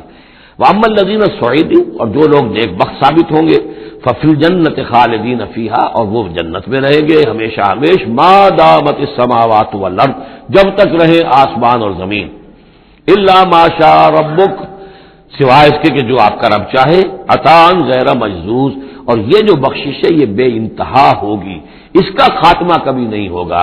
یہ اضافی لفظ جنت کے لیے آ رہا ہے کہ جو دوزخ کے لیے نہیں آیا۔ یہ جو ذرا سا باریک باریک فرق ہوتا ہے، پھر اس سے بڑے فلسفیانہ نقطے نکلتے ہیں، اس سے پھر محققین نے، علماء نے جو ہیں پھر بہت سے دلائل استدلال کیے ہیں۔ چنانچہ حافظ ابن تیمیہ رحمہ اللہ اور شیخ ابن عربی دونوں کی ایک رائے ہے جو اہل سنت کا جو عام اجماعی عقیدہ ہے اس سے مختلف ہے۔ اہل سنت کا اجماعی عقیدہ یہ ہے کہ جنت اور دوزخ دونوں ابدی ہیں، ہمیشہ ہمیشہ ہمیشہ ہمیشہ، کوئی اختتام نہیں ہے، نہ جنت کا نہ دوزخ کا۔ لیکن امام ابن تیمیہ رحمہ اللہ اور شیخ اکبر جو صوفیاء کے ہیں، شیخ ابن عربی، اگرچہ ان دونوں میں بڑی بود ہے بہت سی چیزوں کے اندر، اور امام ابن تیمیہ جو ہے وہ بہت ہی سخت تنقید کرتے ہیں اور سخت الفاظ استعمال کرتے ہیں شیخ ابن عربی کے لیے، محی الدین ابن عربی، لیکن یہ کہ اس معاملے میں ان دونوں کی رائے ایک ہے، اور وہ یہ ہے کہ جنت تو ابدی ہے، دوزخ ابدی نہیں ہے۔ ایک وقت آئے گا، چاہے وہ ارب سال کے بعد آئے، وہ ابد ہمارے اعتبار سے ابدی ہو، ہمارے اعتبار سے انفائنائٹی ہوگا، لیکن یہ کہ ایک وقت آئے گا کہ جہنم ختم ہو جائے گی، یہ ان کی رائے ہے، واللہ اعلم۔ فلا تک فی مریۃ مما یعبد ہؤلاء، تو تمہیں کوئی شک نہ رہے ان چیزوں کے بارے میں جن کو یہ لوگ پوج رہے ہیں۔ ما یعبدون الا کما یعبد آباؤہم، نہیں پوج رہے یہ مگر ایسے ہی جیسے کہ ان کے آباء و اجداد پوجتے رہے من قبل، اس سے پہلے۔ وَإِنَّا لَمُوَفُّوهُمْ نَصِيبَهُمْ غَيْرَ مَنقُوصٍ، اور ہم انہیں ان کا جو اجر اور ثواب اور ان کا بدلہ ہے، حق ہے، پورا پورا دے دیں گے بغیر کسی کمی کے۔ وَلَقَدْ آتَيْنَا مُوسَى الْكِتَابَ فَاخْتُلِفَ فِيهِ، اور موسیٰ کو ہم نے کتاب دی تھی پھر اس میں اختلافات پیدا کر دیے گئے۔ وَلَوْلَا كَلِمَةٌ سَبَقَتْ مِن رَّبِّكَ لَقُضِيَ بَيْنَهُمْ، اور اگر نہ ہو چکی ہوتی ایک بات تیرے رب کی پہلے ہی سے طے یعنی ایک مدت اور جو ہے اللہ کی طرف سے معین ہے، تو ان کے مابین فیصلہ کر دیا جاتا ہے۔ وَإِنَّهُمْ لَفِي شَكٍّ مِّنْهُ مُرِيبٍ، اور اب تو حقیقت میں یہ لوگ جو ہے وہ تورات اس کتاب کے بارے میں وہ شکوک و شبہات میں مبتلا ہو گئے۔ یہ بات جو ہے سورہ شورى میں کھل کر آئے گی کہ رسولوں کے کو جو کتابیں دی جاتی ہیں ان کے وارث بنتی ہے پھر ان کی امت، اور جب یہ اس امت کے اندر جب زوال آتا ہے، اضمحلال آتا ہے، بے عملی آتی ہے، تو اس بے عملی کے نتیجے میں پھر ایک نتیجہ یہ نکلتا ہے کہ پھر کتاب کے بارے میں بھی یقین پورا ان کے اندر نہیں رہتا کہ یہ واقعتاً اللہ کی کتاب ہے، بلکہ اس کے بارے میں بھی ان کے اندر شکوک و شبہات پیدا ہو جاتے ہیں۔ وَإِنَّ كُلًّا لَمَّا لَيُوَفِّيَنَّهُمْ رَبُّكَ أَعْمَالَهُمْ، اور لازماً یہ جتنے بھی لوگ ہیں ان سب کو اے نبی آپ کا پروردگار ان کے اعمال کا پورا پورا اجر دے گا، بدلہ دے گا۔ انہ بما یعملون خبیر، جو کچھ یہ کر رہے ہیں وہ اس سے باخبر ہے۔ فاستقم کما امرت ومن تاب معک، تو اے نبی آپ ڈٹے رہیے جیسا کہ آپ کو حکم ہوا ہے، اور جو لوگ بھی جنہوں نے توبہ کی ہے آپ کے ساتھ، یعنی توبہ کی ہے وہ شرک سے باز آئے ہیں، کفر کو چھوڑا ہے، ایمان لائے ہیں، پلٹ آئے ہیں آپ کے ساتھ، ولا تطغوا، اور اب آگے نہ بڑھیے، حد سے تجاوز نہ کیجیے۔ یہ تجاوز یہ بھی ہو سکتا ہے کہ عذاب کی جلدی کریں کہ جلدی اب اللہ تعالیٰ فیصلہ چکا دے، تجاوز یہ بھی ہو سکتا ہے کہ کہیں غصے میں آ جائیں اور لوگوں کی مخالفت کے اوپر جو ہے وہ اپنا جو حلم جو ہے اس کا دامن ہاتھ سے چھوڑ بیٹھے، تو یہ مختلف چیزیں ہو سکتی ہیں۔ انہ بما تعملون بصیر، جو کچھ تم کر رہے ہیں اسے بھی اللہ دیکھ رہا ہے، جو کچھ وہ کر رہے ہیں اسے بھی دیکھ رہا ہے، اس کو ان کی سزا دے گا، تمہیں تمہارا اجر و ثواب دے گا۔ ولا ترکنوا الی الذین ظلموا، اور دیکھو اس ظالموں کی طرف کوئی جھکاؤ پیدا نہ ہو جائے تمہارے اندر، رشتہ داری کی وجہ سے، دوستی کی وجہ سے، تمہاری ان کے ساتھ جو پرانے مراسم چلے آ رہے ہیں، اگر کہیں اس کی وجہ سے تم ان کے جھک جاؤ گے، فتمسکم النار، تو تمہیں بھی آگ پکڑ لے گی۔ وما لکم من دون اللہ من اولیاء، اور پھر تمہیں اللہ سے بچانے والے کوئی حمایتی نہیں ہوں گے، ثم لا تنصرون، پھر تمہاری مدد نہیں کی جائے گی۔ واقم الصلاۃ طرفی النہار وزلفا من اللیل، اور اے نبی نماز کو قائم رکھیے۔ اب یہ سارے خطابات آپ دیکھ رہے ہیں کہ بظاہر واحد کے صیغے میں حضور سے ہو رہے ہیں، لیکن یہاں پر خطاب امت سے ہے، مسلمانوں سے ہے، حضور کی وساطت سے اہل ایمان جو ہے وہ مخاطب ہے۔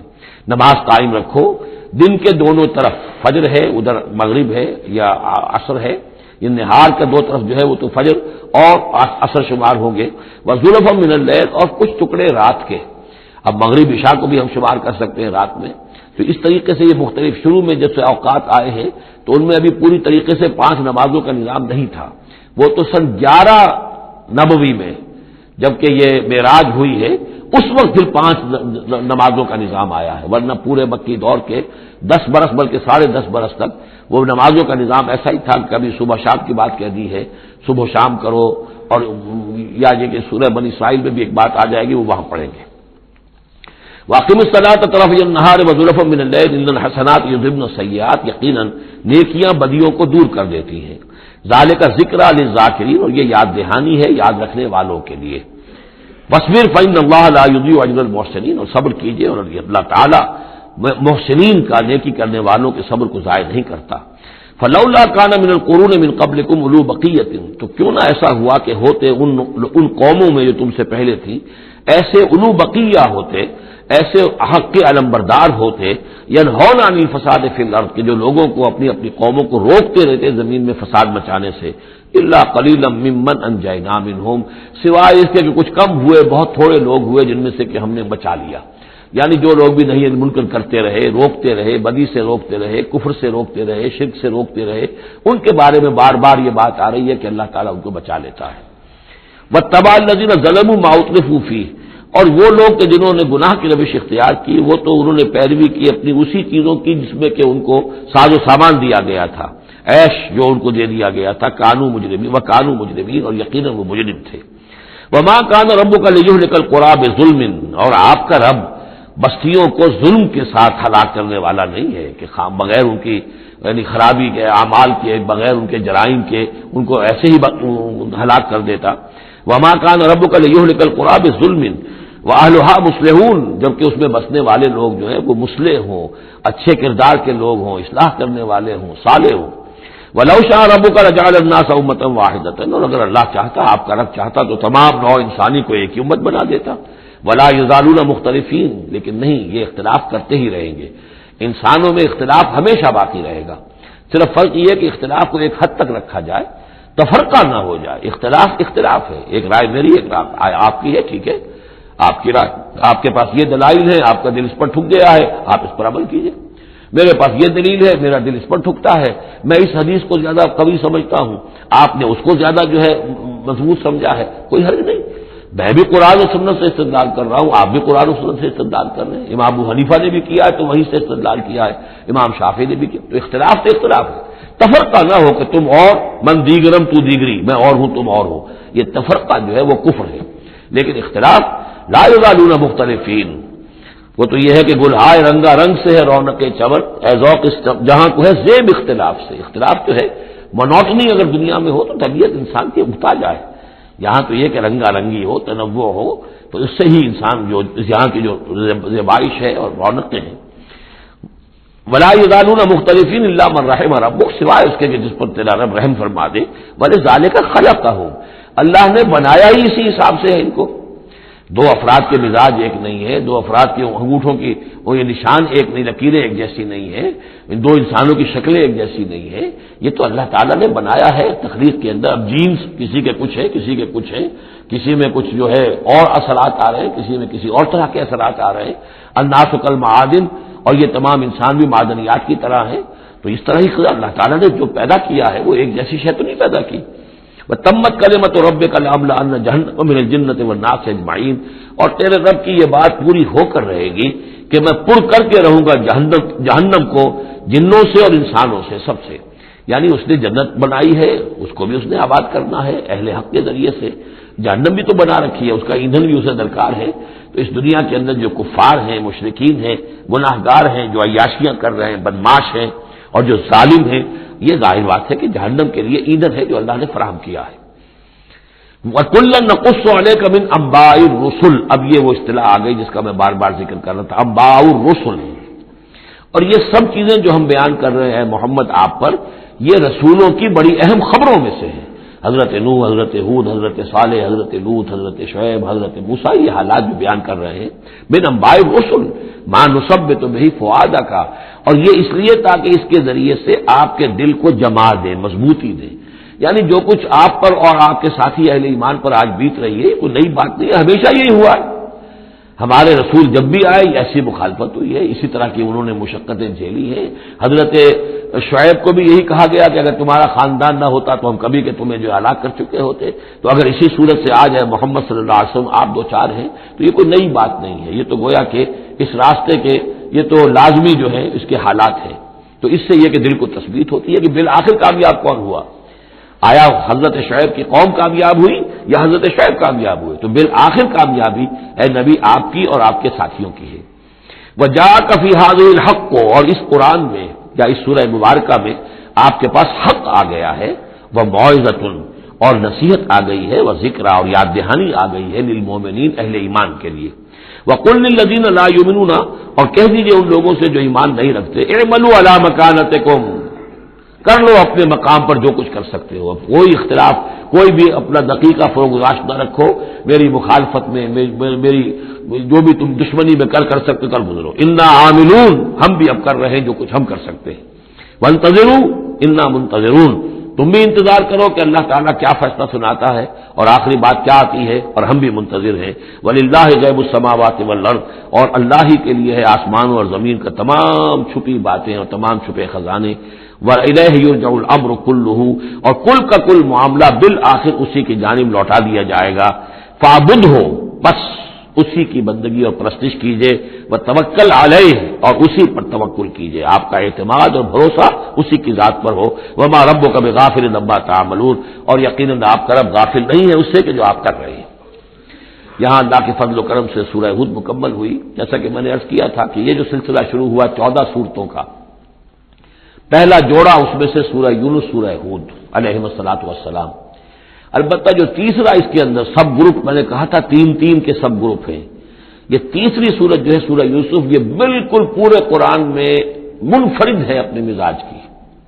اس کے ساتھ جزوی سی مشابہت آئے گی ایک سورت کی، میں بعد میں عرض کروں گا. اس وقت یہ ہے کہ اس کو نوٹ کیجئے کہ اب تک ہم نے پڑھا ہے جو در حقیقت انباء الرسل کا مضمون ہے، جو ضائع شد و مت کے ساتھ آیا ہے.